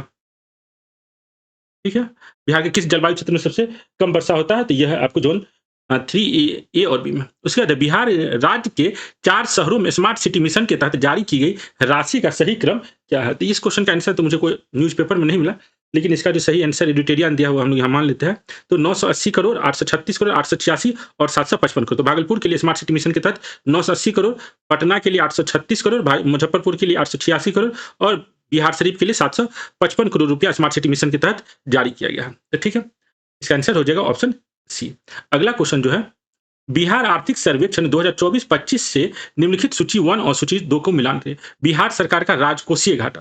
तो बिहार सरकार का राजकोषीय घाटा जो है, इसको थोड़ा सा हम लोग इंग्लिश में भी इस क्वेश्चन को देखिए। Fiscal deficit of Bihar government. तो फिस्कल डिफिसिट जो है बिहार गवर्नमेंट का, यह 2024-25 के बजट में बजट एस्टिमेट कितना था। तो पिछले साल जो बजट पब्लिश किया गया था 2024-25 का, इस साल बजट किस ईयर का पब्लिश किया गया है? 25-26 का बजट पब्लिश किया गया है। तो यहाँ पर पूछ रहा है जो 2024-25 का जो पिछले साल बजट पब्लिश किया गया था, उस बजट में फिस्कल डिफिसिट जो है बिहार का कितना अनुमान किया गया था। तो फिस्कल डिफिसिट जो है बिहार का कितना अनुमान किया गया था? तो 52,161 करोड़ रुपया। पिछले साल जो बजट पब्लिश हुआ था 2024-25 का, उसके अनुसार 2024-25 फाइनेंशियल ईयर में फिस्कल डिफिसिट कितना अनुमान किया गया था? तो 52,161 करोड़ रुपया। प्राइमरी डिफिसिट जो है बिहार का कितना अनुमान किया गया था? तो प्राइमरी डिफिसिट अनुमान किया गया था 8,569 रुपया। रेवेन्यू डिफिसिट कितना अनुमान किया गया था? तो 29,095 रुपया। Grant aid received in aid from central government, यह जो है यहाँ पे आपको गलत कुछ हम बता रहे हैं। देखिए, grant received in aid from central government, ये है 52,161 रुपया। ये है आपको 52,161 रुपया। प्राइमरी डिफिसिट जो है ये तो सही 8,569 रुपया है। फिस्कल डिफिसिट का जो अनुमान था हुआ था आपको 29,095 रुपया। और रेवेन्यू डिफिसिट ऑफ बिहार जो है यह कितना है? तो ये सरप्लस में अनुमान किया गया था 1121 करोड़ रुपया का अनुमान किया गया था। तो इसको अगर हम लोग देखें तो देखिए यहाँ पर बिहार सरकार का राजकोषीय घाटा जो है, राजकोषीय घाटा का कितना अनुमान किया गया था? तो यह था 29,095 करोड़। बिहार सरकार का प्राथमिक घाटा जो अनुमान किया गया था वह था 8,569 करोड़। बिहार सरकार का राजस्व घाटा जो है यह सरप्लस में अनुमान किया गया था जो 1,121 करोड़ रुपया होगा। और केंद्र सरकार से प्राप्त अनुदान का अनुमान कितना था? तो 52,161 करोड़ रुपया। लेकिन यह सब क्या हुआ, ये जो लक्ष्य रखा गया था, यह लक्ष्य पूरा हुआ या नहीं? तो देखिए, यह जो लक्ष्य है आपको पूरा नहीं हुआ है। तो उसका रीजन क्या है, ये हम लोग यहाँ पर देखिए बिहार सरकार का जो अभी जो इस साल जो बजट पेश किया गया, इस साल जो है हम लोग देख रहे हैं जो 2024-25 का बजट जो था, उसमें फिस्कल डिफिसिट कितना अनुमान किया गया था? 29,095 करोड़ रुपया। अभी इस साल जो रिवाइड पब्लिश किया गया उसमें फिस्कल डिफिसिट कितना हो गया है? 82,478 करोड़ रुपया। अनुमान हम लोग कितना किए थे बजट में? 29,095 जो आपको क्वेश्चन में पूछा भी है। तो 2024-25 के बजट में हम लोग अनुमान किए थे जो बिहार का फिस्कल डिफिसिट कितना रहेगा? 29,095 करोड़ रुपया। लेकिन एक्चुअली फिस्कल डिफिसिट कितना रहा? 82,478 करोड़ रुपया। हम लोग अनुमान किए थे पिछले साल बजट में जो 1,121 करोड़ का रेवेन्यू सरप्लस रहेगा, रेवेन्यू सरप्लस रहेगा। लेकिन हमारा रहा क्या, इस साल का जो बजट रिवाइज एस्टिमेट में हम लोग का जो रेवेन्यू डिफिसिट हो गया 36,788 करोड़ रुपए का। प्राइमरी डिफिसिट का पिछले साल हम लोग अपने बजट में अनुमान किए थे जो 8,569 रुपया रहेगा प्राइमरी डिफिसिट। लेकिन हमारा प्राइमरी डिफिसिट कितना हो गया? 61,952 रुपया। तो अंदाजा लगाइए जो हम लोग जो अपने टारगेट जो बिहार गवर्नमेंट ने किया था उससे बहुत ज्यादा हम लोग का खर्च हुआ। आपको कब? 2024-25 में। तो ये आपको 2024-25 का यहाँ पर डाटा दिया गया है। ठीक है, और ठीक है, और हम लोग जो है अंदाजा ये लगाए थे जो पिछले साल बजट में जो 52,161 करोड़ रुपया हमको सेंट्रल गवर्नमेंट से बिहार को मिलेगा।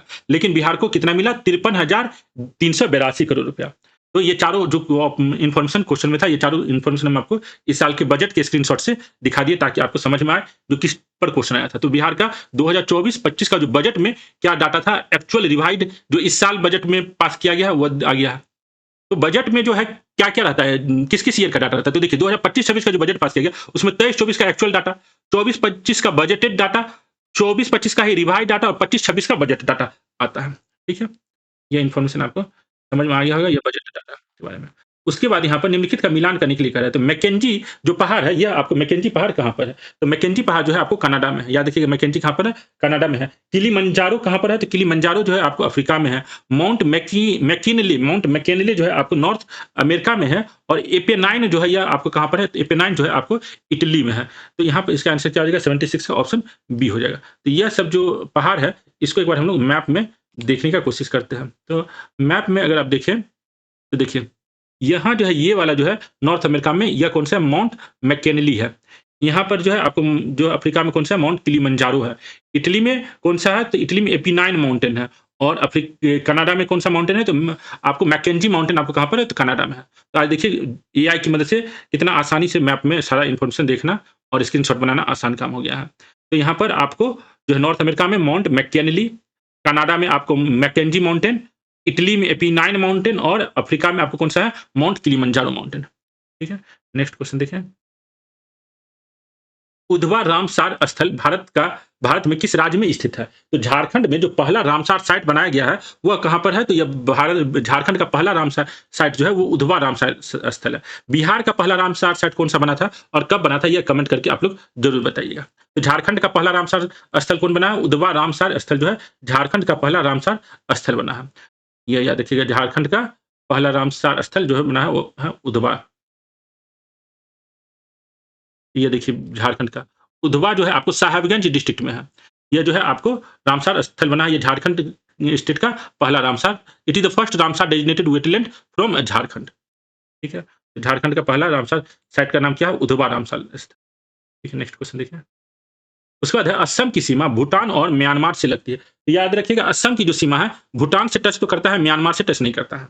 पश्चिम बंगाल की सीमा भूटान और नेपाल से लगता है, तो यह पॉइंट आपको सही है। पश्चिम बंगाल की सीमा भूटान, नेपाल, बांग्लादेश को टच करता है। मणिपुर की सीमा बांग्लादेश और म्यांमार से टच करता है, तो मणिपुर की सीमा जो है आपको बांग्लादेश को टच नहीं करता है, म्यांमार को टच करता है। तो इसमें से सही कौन सा है, तो केवल कथन 2 जो है यह आपको सही है। तो एक बार हम लोग मैप में देखें तो यहाँ पर ये देखिए, अगर मैप में देखिए, देखिए यहाँ जो आपको असम है, असम जो है आपको भूटान को टच कर रहा है, असम भूटान को टच कर रहा है, बांग्लादेश को टच कर रहा है, ये असम। बंगाल जो है आपको, बंगाल किसको किसको टच कर रहा है, तो बांग्लादेश, भूटान और नेपाल को टच कर रहा है। मणिपुर जो है बांग्लादेश को टच नहीं कर रहा, मणिपुर जो है आपको म्यांमार को टच कर रहा है। और असम देख लीजिए, असम म्यांमार को टच नहीं कर रहा है। म्यांमार को कौन कौन सा आपको स्टेट टच कर रहा है, तो मिजोरम, मणिपुर, नागालैंड और अरुणाचल प्रदेश टच कर रहा है।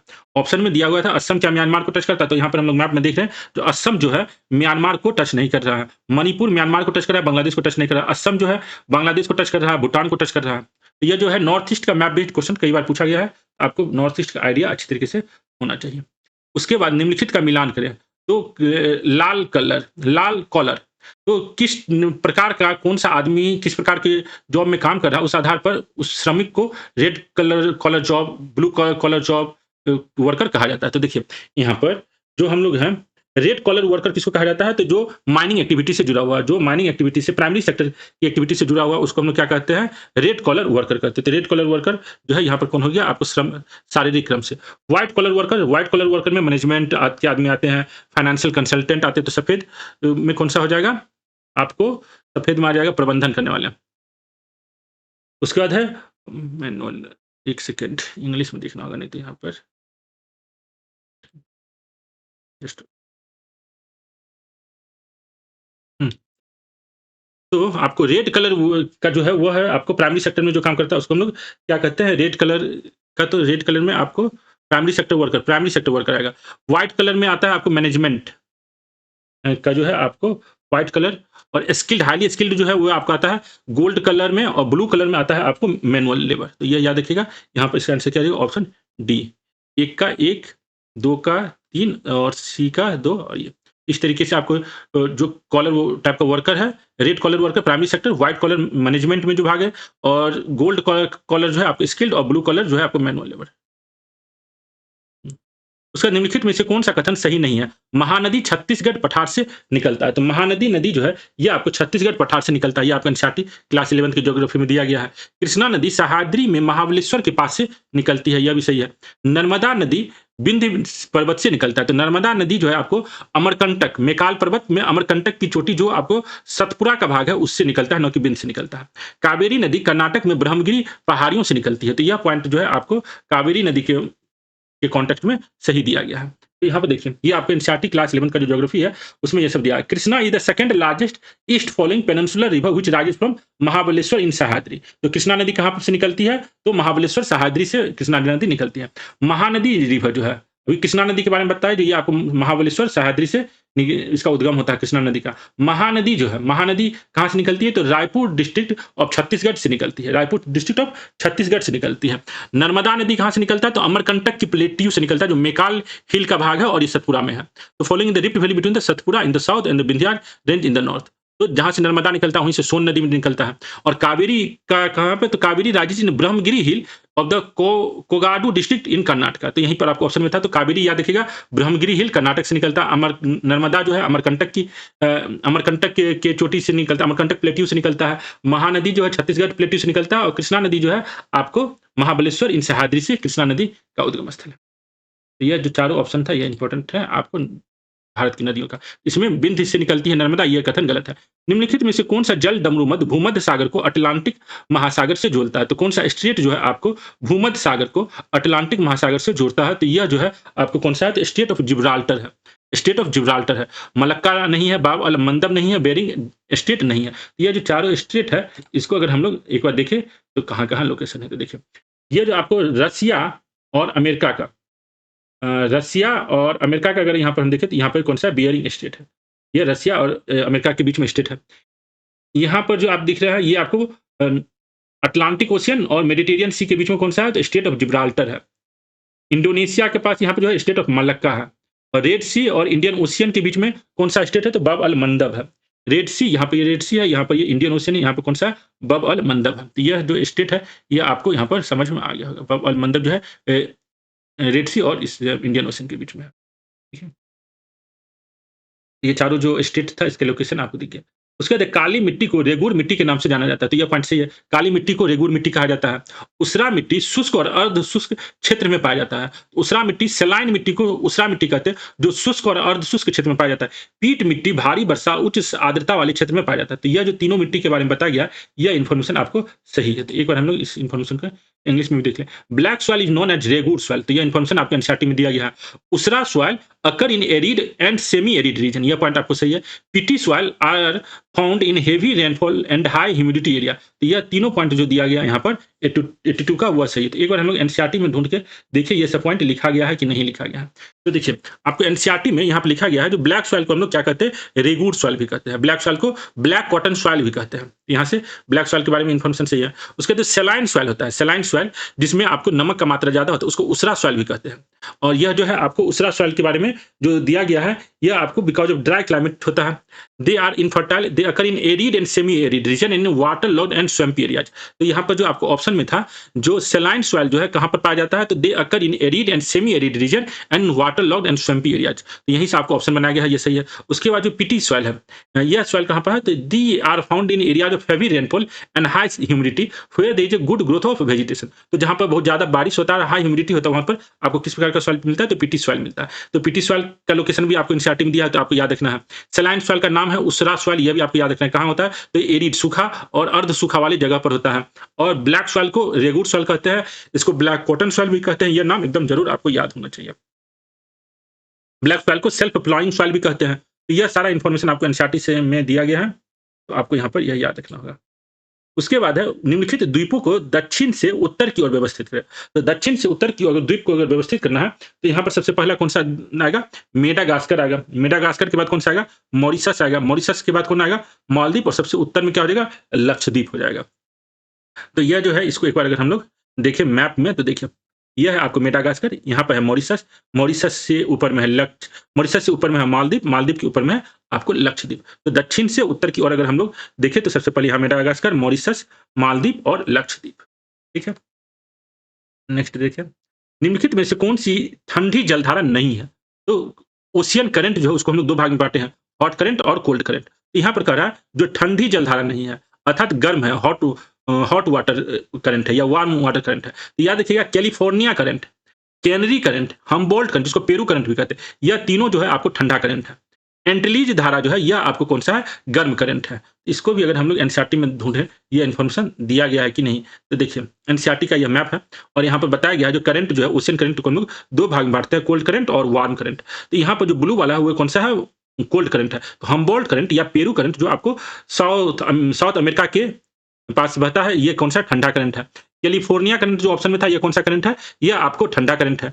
उसके बाद कैनेरीज करंट जो आपको अटलांटिक ओशन में बहता है, यह आपको कौन सा करंट है? यह भी आपको कोल्ड करंट है। और एंटिलीज करंट जो है आपको नॉर्थ इक्वेटोरियल करंट का भाग है, जो कौन सा होता है? आपको गर्म होता है। तो यहाँ पर जो Humboldt current, California current, Canaries current, तो आपको नाम एकदम मालूम होना ही चाहिए। यह सब जो है आपको ठंडा करंट है। ओयूसीओ करंट जो है ये आपको ठंडा करंट है। एंटिलीज जो है उसमें आपको ठंडा करंट नहीं है, वह आपको इक्वेटोरियल करंट का भाग है। और एंटीलीज जो है यहाँ पर एक द्वीप का नाम है। एंटीलीज करंट क्या नाम है? यह जो यहाँ पर जिम्बाब्वे है, यहाँ पर इसका एक द्वीप का नाम एंटीलीज द्वीप है, तो उसी के पास जो द्वीप करंट जो बहता है वो इक्वेटोरियल करंट है, जो एक गर्म करंट है। ठीक है? तो एंटीलीज करंट जो है एक गर्म करंट है, हम्बोल्ट, कैनरी और कैलिफोर्निया कैसा करंट है? तो ठंडा करंट है। इसका आंसर क्या हो जाएगा? ऑप्शन ए हो जाएगा। उसका निम्नलिखित में से कौन-सा भारतीय राज्य भूटान के साथ सीमा साझा करता है? तो कौन-सा भारतीय राज्य भूटान के साथ सीमा साझा करता है? तो सिक्किम आपको साझा करता है, पश्चिम बंगाल साझा करता है, असम भी करता है आपको भूटान के साथ, और उसके बाद अगर हम देखें तो अरुणाचल प्रदेश भी आपको भूटान के साथ साझा करता है। तो इसका आंसर क्या हो जाएगा? ऑप्शन बी हो जाएगा। एक बार अगर हम लोग मैप में देखें कि यह बात सही है या नहीं है, तो देखिए यहाँ पर भूटान है और भूटान के देखिए यहाँ पर आपको बांग्लादेश भी बाउंड्री शेयर कर रहा है, असम भी बाउंड्री शेयर कर रहा है, सिक्किम भी बाउंड्री शेयर कर रहा है और वेस्ट बंगाल भी आपको भूटान के साथ बाउंड्री शेयर कर रहा है। तो भूटान के साथ कौन-कौन सा स्टेट इंडिया में बाउंड्री शेयर कर रहा है? तो अरुणाचल प्रदेश, असम, सिक्किम और पश्चिम बंगाल जो है आपको भूटान के साथ डिस्ट्रिक्ट शेयर करता है। ठीक है? नेक्स्ट क्वेश्चन देखें। नेक्स्ट क्वेश्चन जो है, भारत के निम्नलिखित राज्यों में किसकी तट रेखा सबसे लंबी है? तो यह तट रेखा जो है कोस्ट लाइन पिछले साल जो है इसका जो लेंथ है इंक्रीज हुआ है।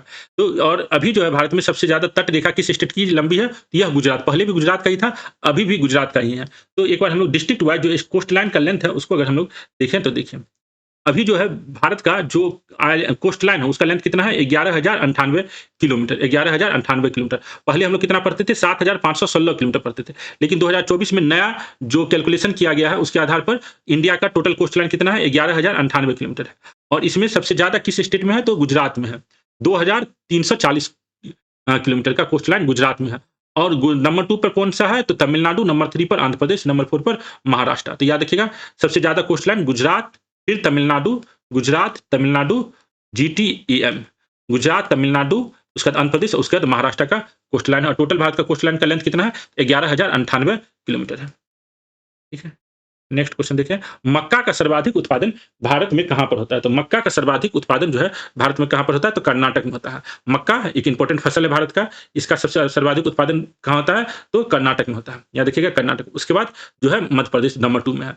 तो याद रखिएगा गेहूँ का सबसे अधिक उत्पादन भी है भारत में कहाँ पर होता है? तो गेहूँ का सर्वाधिक उत्पादन आपको उत्तर प्रदेश में होता है। याद रखिए गेहूँ का सर्वाधिक उत्पादन कहाँ है? तो उत्तर प्रदेश में है। और चावल का सबसे ज़्यादा उत्पादन भारत में कहाँ होता है? तो चावल का सबसे ज़्यादा उत्पादन होता है पश्चिम चंपारण नहीं, वेस्ट बंगाल में आपको चावल का सबसे अधिक उत्पादन होता है और नंबर 2 पे उत्तर प्रदेश है। तो गेहूँ में नंबर 1 उत्तर प्रदेश है। तो गेहूँ, चावल, मकई यह तीनों जो है आपको याद होना चाहिए जो कहाँ पर सबसे ज़्यादा भारत में होता है। मकई जो है आपको कहाँ पर होता है? तो कर्नाटक में होता है। चावल जो है पश्चिम बंगाल में और गेहूँ जो है आपको उत्तर प्रदेश में होता है सबसे ज़्यादा। ठीक है? कोडाईकनाल किस पर्वत पर स्थित है? कोडाईकनाल जो है यह आपको कहाँ पे स्थित है? तो कोडाईकनाल जो है आपको तमिलनाडु में पलानी हिल के पास स्थित है। यहाँ पे कोडाईकनाल आपको साउथ इंडिया में है। विंध्य पर्वत पर नहीं होगा, अरावली तो राजस्थान में है, खासी पर्वत जो है मेघालय में है। तो ये आसान ऑप्शन ही था, जो देख के ही आप बता सकते थे तो कहाँ पर है? पलानी हिल में है। उसके बाद है 2011 की जनगणना के अनुसार भारत में ग्रामीण जनसंख्या का प्रतिशत कितना है? तो 2011 की जनगणना के अनुसार भारत में जो ग्रामीण जनसंख्या का पॉपुलेशन है वो कितना है? 68.8%। तो याद रखिएगा 68.8% जो है गाँव में लोग रह रहे हैं 2011 की जनगणना के अनुसार। संविधान की प्रस्तावना के संबंध में लिखित कथनों पर विचार करें। यह संविधान के विशिष्ट प्रावधानों को रद्द नहीं कर सकता। तो यह बात सही है, जब प्रियम्बल जो है संविधान का जो विशिष्ट प्रावधान है उसको रद्द नहीं कर सकता। तो यह पॉइंट आपको सही। इसकी प्रकृति न्याय योग्य है, तो जस्टिसिएबल नहीं है। आपको प्रियम्बल जो है उसमें जो लिखी बातें उसको आप उसको मनवाने के लिए आप सुप्रीम कोर्ट नहीं जा सकते। यह प्रकृति न्याय योग्य है, तो यह गलत है। न्याय योग्य नहीं, जस्टिसिएबल नहीं है।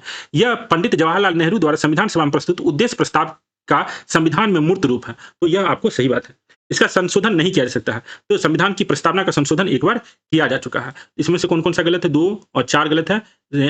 1 और 3 जो है आपको सही है। इसमें पूछा असत्य कौन है?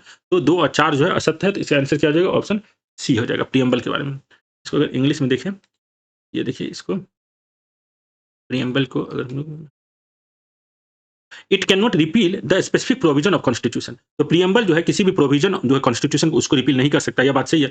It is justiciable in nature. तो प्रियम्बल में लिखी बातें जस्टिसिएबल नहीं है। It is embodied in the constitution of the objective resolution presented by Pandit Jawaharlal Nehru in the constituent assembly. तो प्रियम्बल जो बना है ऑब्जेक्टिव रिजोल्यूशन के आधार पर बना है। यह पॉइंट आपको सही है। It can not be amended, यह एक बार अमेंड हो चुका है। यहाँ पर 2 और 4 जो है गलत है, 1 और 3 जो है आपको सही है। फिर अगला क्वेश्चन देखिए, मकर रेखा निम्नलिखित में से किस देश से गुजरता है? तो मकर रेखा जो है आपको किस देश से गुजरता है, तो ट्रॉपिक ऑफ कैप्रिकॉर्न जो है आपको गुजरता है चिली, ब्राज़ील, ऑस्ट्रेलिया, नामीबिया। तो यहाँ पर क्या आंसर हो जाएगा, आपको 4 हो जाएगा। तो इसके अलावा भी अलग-अलग कंट्री है जिससे मकर रेखा पास होता है, तो उसको हम एक बार देखेंगे। देखिए पलानी हिल जहाँ पे कोडाईकनाल है, ये कहाँ पे साउथ इंडिया में है। और मकर रेखा जो है ट्रॉपिक ऑफ कैप्रिकॉर्न कहाँ से गुजरता है, तो ये देखिए ब्राज़ील, पैराग्वे, अर्जेंटीना, चिली, ये आपको साउथ अमेरिका का कंट्री है। अफ्रीका में Namibia, Botswana, south Africa, Mozambique, Madagascar, और यहाँ पर जो अफ्रीका जो ओशिनिया में ऑस्ट्रेलिया और फ्रेंच पोलिनेशिया, यह सब जो कंट्री है यहाँ से आपको ट्रॉपिक ऑफ कैप्रिकॉर्न पास होता है। यह याद रखना होगा, जो ट्रॉपिक ऑफ कैप्रिकॉर्न किस-किस देश से पास हो रहा है।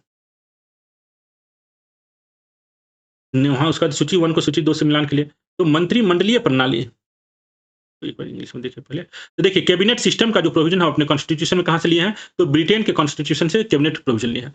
उसका जुडिशियल रिव्यू का जो कांसेप्ट है, हमारे कॉन्स्टिट्यूशन में कहाँ से आया है, तो अमेरिका के कॉन्स्टिट्यूशन से हम लोग जुडिशियल रिव्यू का प्रोविज़न लिए हैं। उसके बाद प्रोसेस ऑफ कॉन्स्टिट्यूशनल अमेंडमेंट, तो कॉन्स्टिट्यूशन को अमेंडमेंट करने का जो प्रोविज़न है, वो हम लोग कहाँ से कॉपी किए, तो साउथ अफ्रीका के कॉन्स्टिट्यूशन से कॉपी किया। और इमरजेंसी जो हमारे भारत में लगता है आर्टिकल 352 में जो इमरजेंसी का प्रोविज़न है, ये इमरजेंसी का प्रोविज़न हमने कहाँ के कॉन्स्टिट्यूशन से कॉपी किया, तो जर्मनी के कॉन्स्टिट्यूशन से कॉपी किया। यह भी एक अच्छा इंपॉर्टेंट टॉपिक है जो आपको पॉलिटी से याद रहना चाहिए, कौन सा प्रोविजन हमने किस देश के कॉन्स्टिट्यूशन से इंस्पायर होकर लिया है। ये बार-बार पूछा जाता है। तो इसका आंसर आपको क्या हो जाएगा, 92 का बी हो जाएगा। ठीक है, अगला क्वेश्चन देखिए।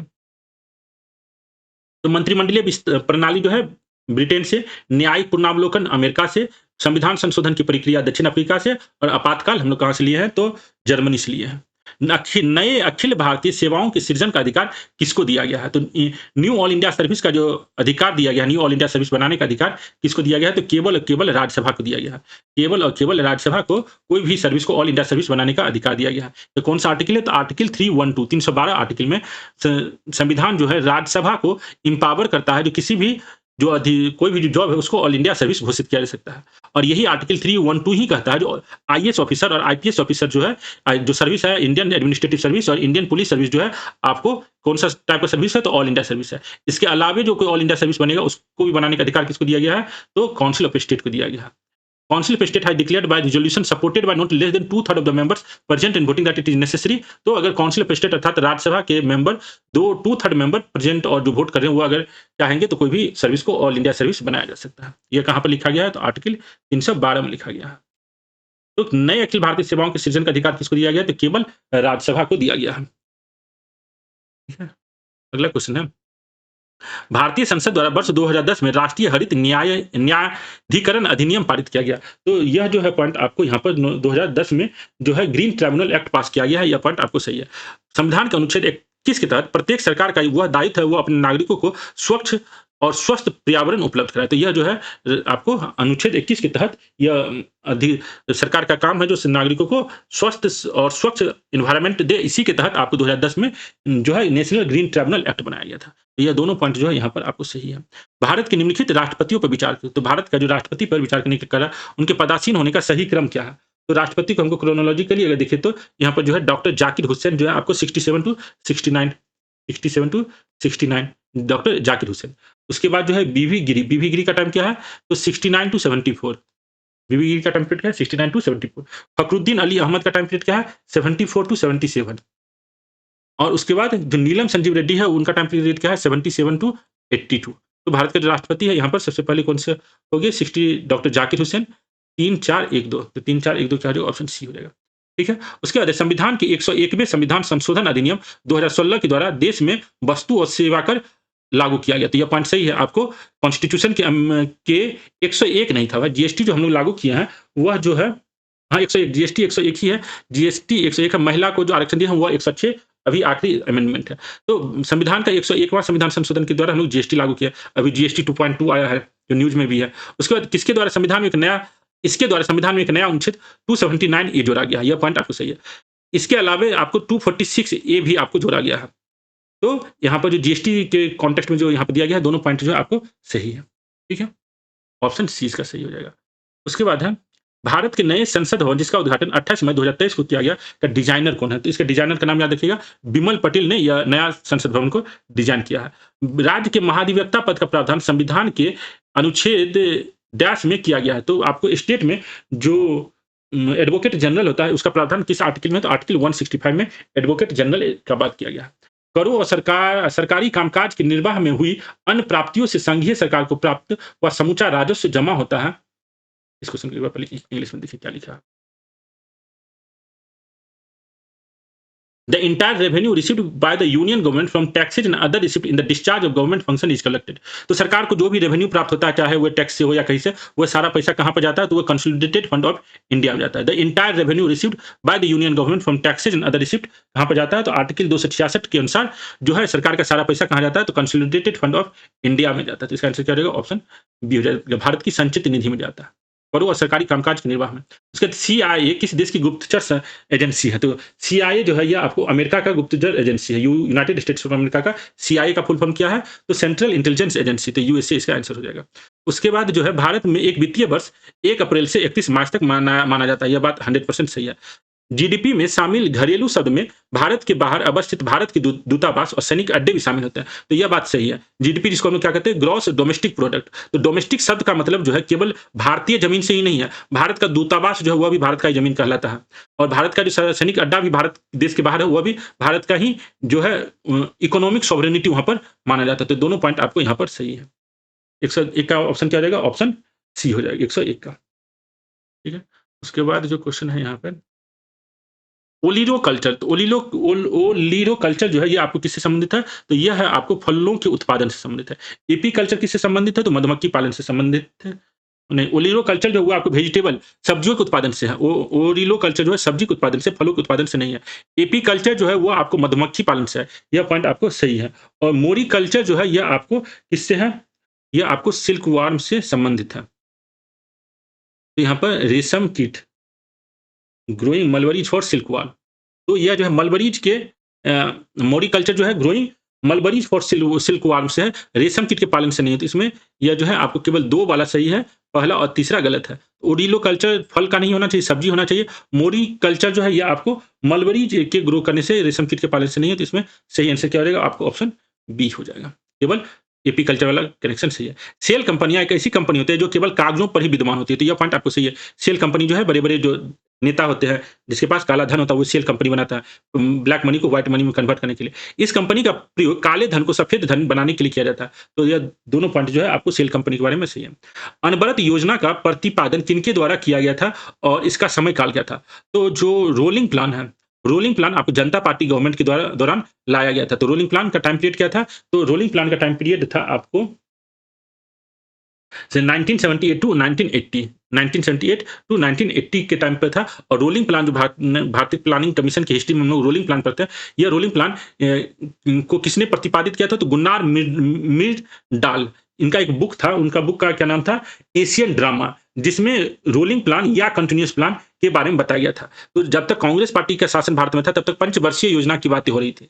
लेकिन जब जनता पार्टी का गवर्नमेंट आपको 78 में बना है, तो वहां पर आपको रोलिंग प्लान या कंटिन्यूअस प्लान का कंसेप्ट दिया गया, जो 1980 तक ही चला। फिर इंदिरा गांधी आपको सरकार में आ जाती है, तो फिर पंचवर्षीय योजना स्टार्ट हो जाता है। ये रोलिंग प्लान या कंटिन्यूअस प्लान खत्म कर दिया जाता है 1980 में। तो ये याद रखिए, गुनार मिर्डाल जो था उसके बुक के आधार पर यह रोलिंग प्लान या अनवरत योजना लाया गया था। इसका टाइम पीरियड क्या था? 1978 टू 1980। उसके बाद वर्तमान मूल्य पर प्रति व्यक्ति आय की वृद्धि दर स्थिर मूल्यों पर प्रति व्यक्ति आय की वृद्धि दर से अपेक्षाकृत अधिक है, क्योंकि स्थिर मूल्यों पर प्रति व्यक्ति आय की वृद्धि दर में ध्यान रखा जाता है। इस क्वेश्चन को पहले इंग्लिश में पढ़ने दीजिए। इंग्लिश में पढ़ना थोड़ा ज़रूरी है, नहीं तो हम हिंदी में कुछ गलत बता देंगे आपको, जो हम आपको चाहते नहीं है कि आपको कुछ गलत। पहले वही इंग्लिश में देखिए क्या, the growth rate of per capita income at current price is relatively higher per capita is relatively higher than the growth rate of per capita income at constant price, because the growth rate of per capita income at constant price takes into account। तो यह point आप हमेशा याद रखिएगा। जो nominal price पर जो भी कोई भी कैलकुलेशन होता है, वो हमेशा ज्यादा होता है कांस्टेंट प्राइस से। तो growth rate of per capita income at current price को हम लोग क्या कहते हैं? नॉमिनल प्राइस कहते हैं या मार्केट प्राइस कहते हैं। तो growth rate of per capita income at current price या मार्केट प्राइस या nominal price is relatively higher than the growth rate of per capita income at constant price. अर्थात इसी बेस रेट पर अगर हम कोई भी कैलकुलेशन को कर रहे हैं, तो कांस्टेंट प्राइस की तुलना में हमेशा ज्यादा होता है। because the growth rate of per capita at constant price takes into account, क्या चीज को अकाउंट करता है? तो यह जो है आपको इन्फ्लेशन को कंसिडर करता है।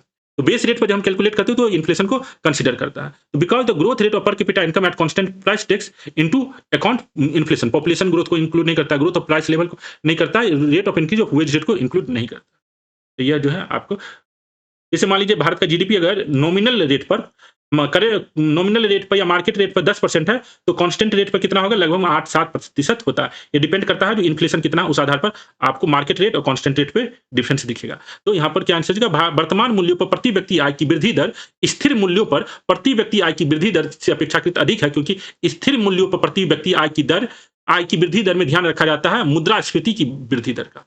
यह कॉन्टेक्स्ट इकोनॉमी का सही है। ठीक है, अगला क्वेश्चन देखिए। आर्थिक नियोजन का विषय है, तो इकोनॉमिक जो है, इकोनॉमिक प्लानिंग जो है ये आपको कंकरेंट लिस्ट में आता है। इकोनॉमिक प्लानिंग किस लिस्ट में आता है, तो कंकरेंट लिस्ट में आता है, तो समवर्ती सूची का भाग है इकोनॉमिक प्लानिंग। उसका तो वैश्विक बहुआयामी गरीबी सूचकांक कौन सी संस्था जारी करती है, तो आपको वैश्विक जो गरीबी सूचकांक है या कौन सी संस्था जारी करती है, तो संयुक्त राष्ट्र विकास कार्यक्रम और Oxford poverty and human development initiative ये जारी करता है। तो इसको देखिए, तो which institution releases global multi dimensional poverty index, तो global multi dimensional poverty index कौन इशू करता है, तो यह करता है आपको United Nation development program and Oxford poverty and human development initiative ये लॉन्च करता है। इकोनॉमिक प्लानिंग जो है आपको कंकरेंट लिस्ट में शामिल है। कंकरेंट लिस्ट जो आपको आर्टिकल 246 से रिलेटेड है, आर्टिकल 246 का जो एक्सप्लेनेशन 7th शेड्यूल में मेंशन है, उसमें जो कंकरेंट लिस्ट है उसमें आपको इकोनॉमिक प्लानिंग के बारे में बताया गया है। उसके बाद it is a difference between revenue deficit and grant in aid provided by central government to the state constitutional and statutory body for the creation of capital asset. The above discussion has been done in the context of which deficit. तो आपको जो हम लोग NCERT geography, NCERT economics में जो deficit पढ़ते हैं, कौन कौन सा डिफिसिट पढ़ते हैं, तो फिजिकल डिफिसिट पढ़ते हैं, रेवेन्यू डिफिसिट पढ़ते हैं, इफेक्टिव रेवेन्यू डिफिसिट पढ़ते हैं, प्राइमरी डिफिसिट पढ़ते हैं। ये सारा डिफिसिट जो है आपको इकोनॉमिक की बुक में अच्छी तरीके से बताया गया है। अब यहाँ पर हम लोग देख रहे हैं क्या चीज के बारे में पूछा, कौन सा डिफिसिट है। It is the difference between revenue deficit, revenue deficit and the grant in aid provided by central government to the state for creation of capital deficit. तो रेवेन्यू डिफिसिट से जो ग्रांट, हम जो ये सेंट्रल गवर्नमेंट की बातें कर रहा है, तो अगर रेवेन्यू डिफिसिट जो सेंट्रल गवर्नमेंट का है, उससे जो सेंट्रल गवर्नमेंट ने ग्रांट के लिए पैसा दिया उसको अगर माइनस कर देंगे, इसको हम लोग क्या कहेंगे, इफेक्टिव रेवेन्यू डिफिसिट कहेंगे। तो मान लीजिए रेवेन्यू डिफिसिट सेंट्रल गवर्नमेंट का 200 करोड़ रुपया है, लेकिन सेंट्रल गवर्नमेंट ने सब स्टेट को 50 करोड़ का ग्रांट दिया है कुछ बनाने के लिए, तो इफेक्टिव रेवेन्यू डिफिसिट कितना हो जाएगा, 150 करोड़ रुपया। तो ये याद रखिएगा। जैसे मान लीजिए फिजिकल डिफिसिट जो है भारत का जो है मान लीजिए 250 करोड़ रुपया है, लेकिन उसमें से 50 करोड़ जो है आपको सेंट्रल गवर्नमेंट ने इंटरेस्ट के रूप में बियर किया है, तो आपको प्राइमरी डिफिसिट कितना होगा, वो हो जाएगा 200 करोड़ रुपया। डिफिसिट फिजिकल, ये बहुत इंपॉर्टेंट कंसेप्ट, अगर नहीं है आपको मालूम हो तो कमेंट करके हमसे पूछेगा, तो अगली क्लास में बता देंगे फिजिकल डिफिसिट क्या है। इस पर हमेशा आपको क्वेश्चन आता ही है, physical deficit, revenue deficit, primary deficit और ये जो चारों पॉइंट है। ठीक है, थोड़ा सा गूगल कर लीजिएगा, अगर नहीं मालूम और मालूम है तब तो कोई दिक्कत ही नहीं है, लेकिन ये कंसेप्ट अच्छी तरीके से समझ लीजिए। यहाँ पर क्या होगा, प्रभावी राजस्व घाटा हो जाएगा। यह राजस्व घाटे और पूंजीगत परिसंपत्तियों के सृजन के लिए राज्यों, संवैधानिक और सांविधिक निकायों आदि के केंद्र सरकार द्वारा प्रदान की गई अनुदान सहायता के बीच का अंतर है, तो यह है प्रभावी राजस्व घाटा। ठीक है, निगम कर, उपहार कर निम्नलिखित में से किसके अंतर्गत आता है, corporate tax, gift tax come under which of the following. तो कॉर्पोरेट टैक्स जो है या गिफ्ट टैक्स जो है आपको कौन सा टैक्स है, एक प्रकार का डायरेक्ट टैक्स है। जिस डायरेक्ट टैक्स किसको है, जिस पर टैक्स इंपोज किया जाता है वही सरकार को पे करता है, तो डायरेक्ट टैक्स हुआ। इनडायरेक्ट टैक्स क्या हुआ, जिस पर टैक्स इंपोज किया जाता है वो सरकार को टैक्स नहीं पे करता। जैसे मान लीजिए हम अभी बाइक खरीदे, तो हम बाइक खरीदे तो हम सरकार को टैक्स नहीं पे कर रहे हैं डायरेक्टली, जो दुकान वाला हमसे पैसा लिया वो सरकार को पे करेगा, तो हम वहां पर इनडायरेक्ट टैक्स पे कर रहे हैं। लेकिन कॉर्पोरेट टैक्स और गिफ्ट टैक्स क्या है, एक प्रकार का डायरेक्ट टैक्स है, और यह किसको हम लोग पे करते हैं, तो सेंट्रल गवर्नमेंट को पे करता है। तो इसका आंसर क्या हो जाएगा, 109 का ऑप्शन ये हो जाएगा, direct tax to central government.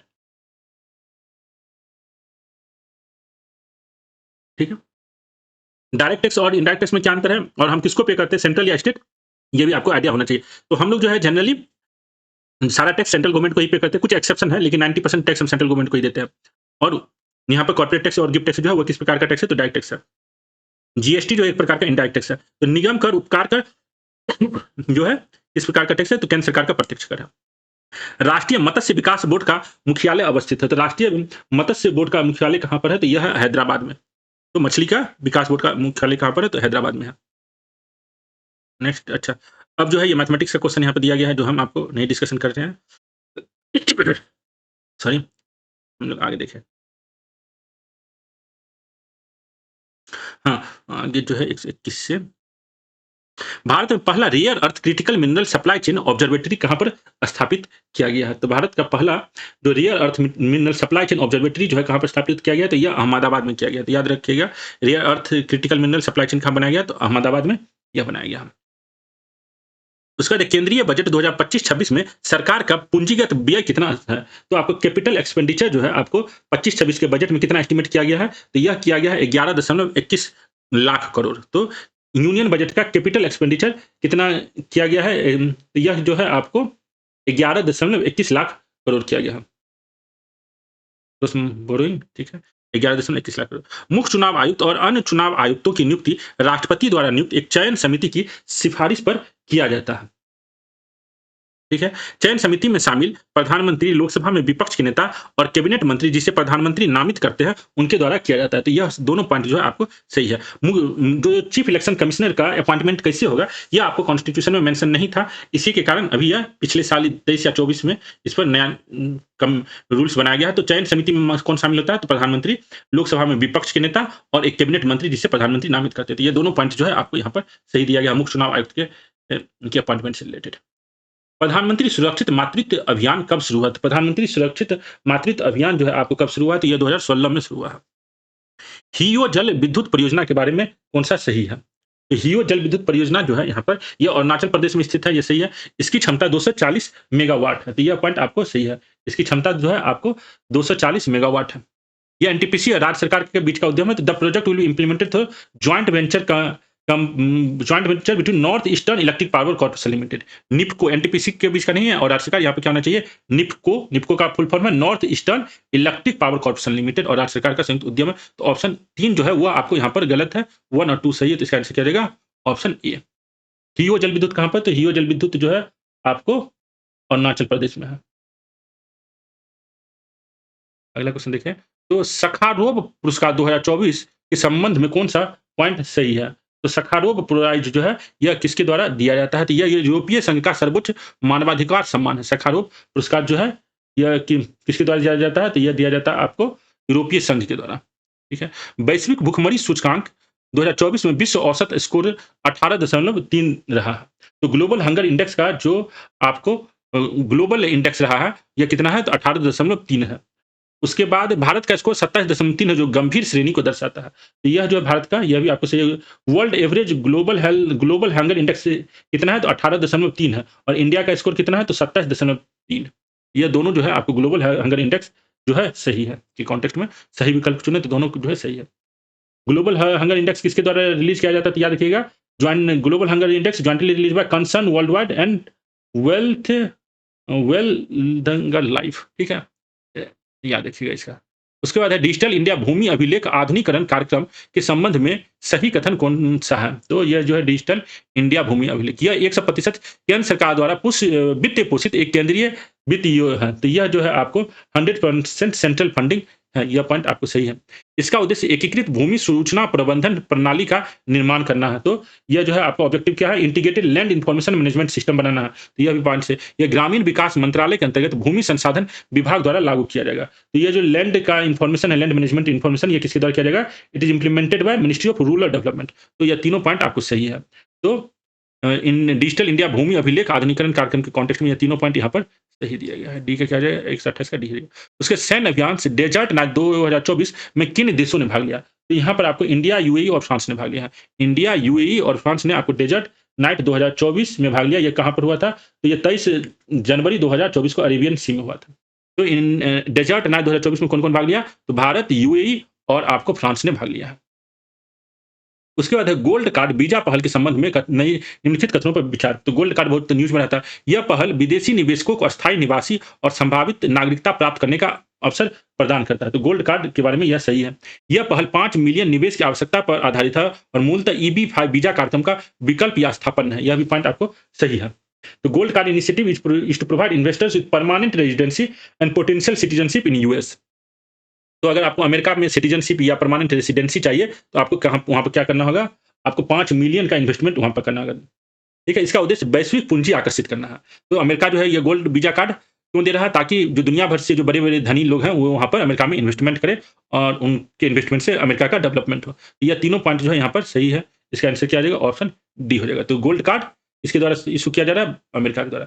Global conference on health and climate 2025 के संबंध में विचार कीजिए। यह सम्मेलन ब्राजील के ब्रासिलिया में आयोजित किया गया। तो 2025 का जो यह global conference on climate and health है, यह आपको कब आयोजित किया गया? तो 29 से 31 जुलाई 2025 29 टू 31 जुलाई 2025 को global conference on health and climate Brazil के ब्रासिलिया में आयोजित किया गया था। किसके द्वारा किया गया? तो वर्ल्ड हेल्थ ऑर्गेनाइजेशन डब्ल्यूएचओ के द्वारा किया गया था। इसका सम्मेलन एक प्रमुख कारण बेलियम हेल्थ एक्शन प्लान का मसौदा था। तो यह दोनों पॉइंट जो है बेलियम हेल्थ एक्शन प्लान का मसौदा था। इट्स मेन ऑब्जेक्टिव तो ठीक है, कैसे क्लाइमेट चेंज से हेल्थ पर हम लोग का इम्पैक्ट पड़ रहा है, ये सब इस कमिटी में डिस्कशन किया गया है।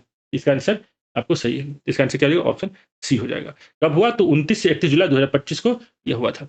उसके बाद उत्तराखंड में सकल पर्यावरण उत्पाद सूचकांक से संबंधित कौन सा कथन सही है? उत्तराखंड दुनिया का पहला राज्य है जहाँ पारिस्थितिकी विकास का आकलन global gross environment product index के रूप में किया जा रहा है। तो ग्रॉस इन्वायरमेंट प्रोडक्ट सूचकांक को जीडीपी के साथ जारी करने की पहल की गई है।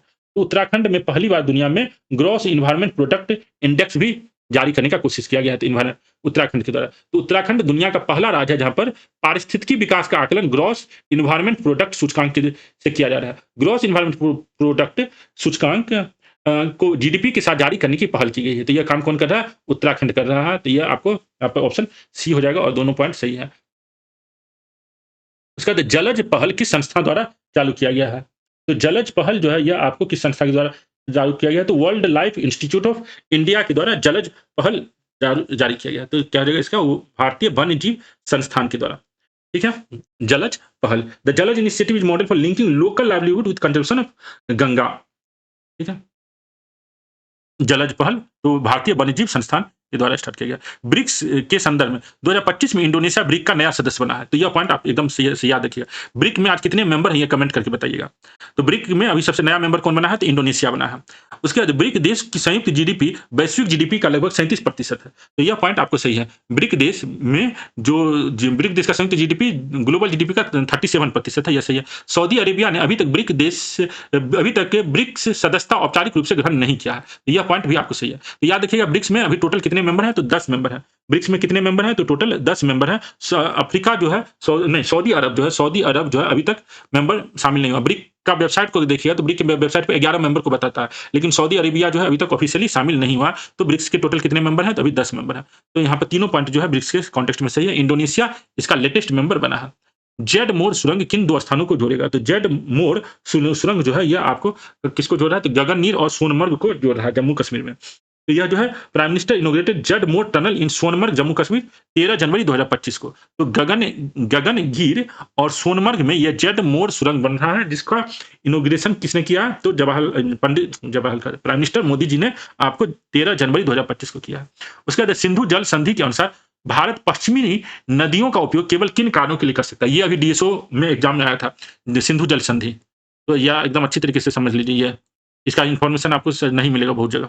तो सिंधु जल संधि भारत पश्चिम नदियों का उपयोग केवल किन कार्यों के लिए कर सकता है? तो घरेलू उपयोग के लिए कर सकता है, गैर उपभोगी उपयोग जैसे नौवहन और मत्स्य पालन के लिए कर सकता है, रन ऑफ द रिवर जल विद्युत परियोजनाओं के लिए कर सकता है, तो ये इसके लिए भी कर सकता है, और सीमित सिंचाई के लिए नहीं कर सकता। तो जो इंडस रिवर है, रिवर सिस्टम जो है, इसमें जो पूर्वी रिवर है, पूर्वी रिवर पर भारत कुछ भी कर सकता है। पश्चिमी रिवर क्योंकि ये पाकिस्तान के साथ पानी साझा करता है, तो असीमित सिंचाई के लिए इसको नहीं कर सकता है। लिमिटेड यूज जो है पश्चिमी नदियों का, पश्चिमी जो सिंधु नदियां उसका कर सकता है। पश्चिमी सिंधु नदी में कौन कौन आता है? सिंधु, झेलम, चेनाब। तो असीमित सिंचाई का नहीं कर सकता। 1 2 3 यह सिंधु जल संधि कहां पर हुआ था? यह क्वेश्चन आपको पूछा गया। किस साल आया था यह संधि? यह भी आपको पूछा गया। तो बहुत ही डिटेल ढंग से डीएसओ के एग्जाम में यह क्वेश्चन पूछा गया है। ये 1960 में हुआ था। कहां पर हुआ था? यह जो है आपको signed between prime minister Jawaharlal Nehru and president Ayub Khan के बीच में हुआ था। ठीक है? ये संधि कहां पर हुआ था? लाहौर में, कराची में, कहां हुआ था? ये कमेंट करके आप बताइए, बीपीएससी में पूछा है। ठीक है? इसके बाद निम्नलिखित कथनों पर विचार करें। विश्व आर्थिक मंच ने 2025 में भारत को ग्लोबल जेंडर गैप सूचकांक में 131वां स्थान था। तो ग्लोबल जेंडर गैप रिपोर्ट में भारत का 2025वां स्थान कौन सा है? 131। यह पॉइंट सही है। 2025 में 2024 में भारत इस सूचकांक में 129वां था। 2025 में 2 स्थान की गिरावट हुई है। तो यह जो है इंडिया का रैंक 2024 में जो था 129 था और अभी 2025 में 131 हो गया। इस प्रकार क्या देखते हैं, तो महिलाओं की स्थिति जो है भारत में और खराब हो रहा है। यह सूचकांक 145 अर्थव्यवस्थाओं में भारत का स्थान दिखाता है। इस सूचकांक में 148 कंट्रीज ने शामिल हुआ था, जिसमें भारत का स्थान क्या है? 131 अभी 2025 में। 145 जो दिया गया गलत है। तो दुनिया की 148 टॉप कंट्रीज में भारत का ग्लोबल जेंडर गैप में कौन सा रैंकिंग है? तो 131 है 2025 में। ठीक है? इसका आंसर क्या हो जाएगा? 1 और 2 जो है सही है। उसके बाद मोटर वाहन दुर्घटना पीड़ितों के लिए कैशलेस इलाज योजना सबसे पहले कहाँ शुरू किया गया है? तो यह जो है आपको कैशलेस इलाज आपको चंडीगढ़ में शुरू किया गया है। तो चंडीगढ़ में मोटर ट्रांसपोर्ट में अगर आपका एक्सीडेंट हो रहा है तो वहाँ पर आप किसी भी हॉस्पिटल में जाके कैशलेस इलाज करवा सकते हैं। तो यह कहाँ पे हुआ है? तो चंडीगढ़ में हुआ है। उसके बाद भारत में स्थापित होने वाला बिम्स्टेक केंद्र कौन-सा है? तो भारत में जो बिम्स्टेक केंद्र कौन-सा है? तो यह है आपको डिजास्टर मैनेजमेंट सेंटर। ये आपको कहाँ पर डिजास्टर मैनेजमेंट सेंटर जो है, ये भारत में होने वाला है। तो इसका क्या है? आपदा प्रबंधन केंद्र बिम्स्टेक। बिम्स्टेक का भी समिट जो है 4 अप्रैल 2025 को थाईलैंड में हुआ था और यहाँ पर जो है ये निर्णय लिया गया जो भारत में disaster management centre BIMSTEC country के लिए होगा। उसके बाद भारत में फिशिंग कैट के लिए पहला कॉलरिंग प्रोजेक्ट कहाँ और किस संस्थान द्वारा शुरू किया गया है? कॉलरिंग शब्द को एक बार देख लें। क्या है? अच्छा, where and by which organization was the first collaring project for fishing cat started in India? तो ये फिशिंग कैट के कहाँ पर स्टार्ट किया गया है? तो ये Dehradun Coringa wild life sanctuary में स्टार्ट किया गया है। कोरिंगा वाइल्ड लाइफ सेंचुरी में यह स्टार्ट किया गया है। ठीक है। Who is the current chairman of United Nation peace building commission? तो United Nation peace building commission का करंट चेयरमैन कौन है? तो इसके चेयरमैन का जो नाम दिया गया है, यह है आपको सेरिगो फ्रांको डेंस। फ्रांको डेंस जो है आपको chairman of United Nation peace building commission है। या देखिएगा वर्तमान में संयुक्त राष्ट्र शांति स्थापना आयोग के अध्यक्ष कौन है? तो सर्जिको फ्रैंको डेनिस है। भारत में फिशिंग कैट के लिए पहला कॉलरिंग प्रोजेक्ट कहाँ और किस संस्थान द्वारा शुरू किया गया? तो कोरिंगा वाइल्ड लाइफ सेंचुरी भारतीय वन्यजीव संस्थान देहरादून के द्वारा शुरू किया गया। उसके बाद IQAir रिपोर्ट 2024 के अनुसार सबसे प्रदूषित देशों में भारत का स्थान कौन सा है? तो सबसे प्रदूषित देशों में भारत का जो स्थान है वह है 5वां। तो IQAir world air quality report के अनुसार जो आपको 2024 का 11 मार्च 2025 को पब्लिश हुआ है, तो वर्ल्ड का जो सबसे पॉल्यूटेड देश है उसमें से भारत का स्थान 5वां है। ठीक है। भारत का स्थान कौन-सा है? 5वां है। तो वर्ल्ड का सबसे प्रदूषित देश कौन-सा माना गया है? तो चाड जो है सबसे प्रदूषित है। ठीक है। भारत जो है 5वें स्थान पर। ठीक। अगला है निम्नलिखित कथनों पर विचार करिए। IORA Indian Ocean Rim Association से संबंधित है। तो IORA की स्थापना 1997 में एक अंतर सरकारी संगठन के रूप में किया गया है। तो यह जो पॉइंट है IOR 1997 में किया गया था, ये सही है। इसका उद्देश्य हिंद महासागर क्षेत्र में आर्थिक सहयोग और सतत विकास को बढ़ावा देना है। यह भी सही है। इंडियन ओशन रिम एसोसिएशन का उद्देश्य क्या है? हिंद महासागर क्षेत्र में आर्थिक सहयोग और सतत विकास को बढ़ावा देना। वर्तमान में भारत IOR का अध्यक्ष है और यह जो है और 2025-27 के लिए उपाध्यक्ष बनेगा। India is currently the vice chairman but will become chairman in 2025-27। तो अभी यह जो है गलत है इसका। वर्तमान में यह इसके उपाध्यक्ष है और यह जो है 25-27 में इसके अध्यक्ष बनेंगे। यहाँ पे तीसरा पॉइंट गलत है, पहला और दूसरा सही है। इसका आंसर क्या रहेगा? ऑप्शन ये हो जाएगा 143 का। उसके बाद दरभंगा में बनने वाला बिहार का दूसरा अखिल भारतीय आयुर्विज्ञान संस्थान के लिए हाल ही में केंद्र सरकार ने कुल कितने रुपये का बजटीय प्रावधान किया है? तो दरभंगा में जो एम्स बन रहा है उसके लिए कितना रुपया देने का प्रावधान किया गया? तो 1264 करोड़ रुपया। तो दरभंगा में एम्स बनाने के लिए 1264 करोड़ रुपया दिया जाएगा। उसके बाद भारतीय भूवैज्ञानिक सर्वेक्षण ने कटासकारा झिझुआ में तांबा, जस्ता और सीसा की मौजूदगी की पुष्टि की है। यह क्षेत्र बिहार में कहाँ पर है? तो बिहार के बांका में। याद रखिएगा बिहार के बांका में आपको तांबा, जस्ता, सीसा मिलने का चांस है। ठीक है, बांका में। उसके बाद मगही भाषा में बनी फिल्म डैश को शॉर्टलिस्ट फिल्म फेस्टिवल में 2 पुरस्कार मिला है। तो मगही भाषा में जो फिल्म बना है उस फिल्म का क्या नाम है? तो यह है आपको स्वाहा। स्वाहा फिल्म जो है यह मगही भाषा में है जिसको 2 पुरस्कार मिला है। उसके वर्तमान में हर घर नल का जल योजना के तहत ग्रामीण क्षेत्रों में प्रति व्यक्ति प्रतिदिन कितना लीटर पानी दिया जाता है? तो ग्रामीण क्षेत्र में प्रति व्यक्ति 70 लीटर पानी दिया जाता है। हर घर नल का जल योजना के तहत कितना पानी दिया जाता है? यह दिया जाता है आपको बिहार में 70 लीटर पानी दिया जाता है। गेहूनुमा नदी राज्य की गाद सफाई की जाने वाली नदी बन गई। यह नदी बिहार के किस जिले से संबंधित है? तो यह जो है आपको कैमूर जिले से संबंधित है। गेहूनुमा नदी राज्य की गाद सफाई की जाने वाली पहली नदी बन गई है। यह नदी बिहार के किस जिले से प्रभावित होती है? तो यह आपको कैमूर जिले में है। उसके बाद बिहार सरकार ने 7वें वेतनमान पाने वाले कर्मचारियों और पेंशन भोगियों की महंगाई भत्ता 1 जनवरी 2025 से 53% से बढ़ाकर कितना करने का घोषणा किया है? तो यह जो है 53% से कितना करने का घोषणा किया है? तो यह है आपको 55% करने का घोषणा किया गया। ठीक है। अगला क्वेश्चन है मुख्यमंत्री ग्रामीण सेतु योजना के बारे में कौन सा कथन असत्य है? तो मुख्यमंत्री ग्रामीण सेतु योजना के बारे में देखिए, गाँव को शहरों से जोड़ने और बुनियादी ढाँचों को मजबूत करने के लिए एक पहल है। तो ग्रामीण सेतु योजना, जैसा कि नाम से ही समझ में आ रहा है, इसमें क्या होगा, गाँव को शहर से जोड़ने का कोशिश किया जाएगा। इस योजना के तहत 25-26 में 640 नए पुल का निर्माण किया जाएगा। तो इस योजना के तहत 704 नए पुल का निर्माण किया जाएगा। यहाँ 640 है, कितना पुल बनेगा बिहार में 2025-26 में इस योजना के तहत 704।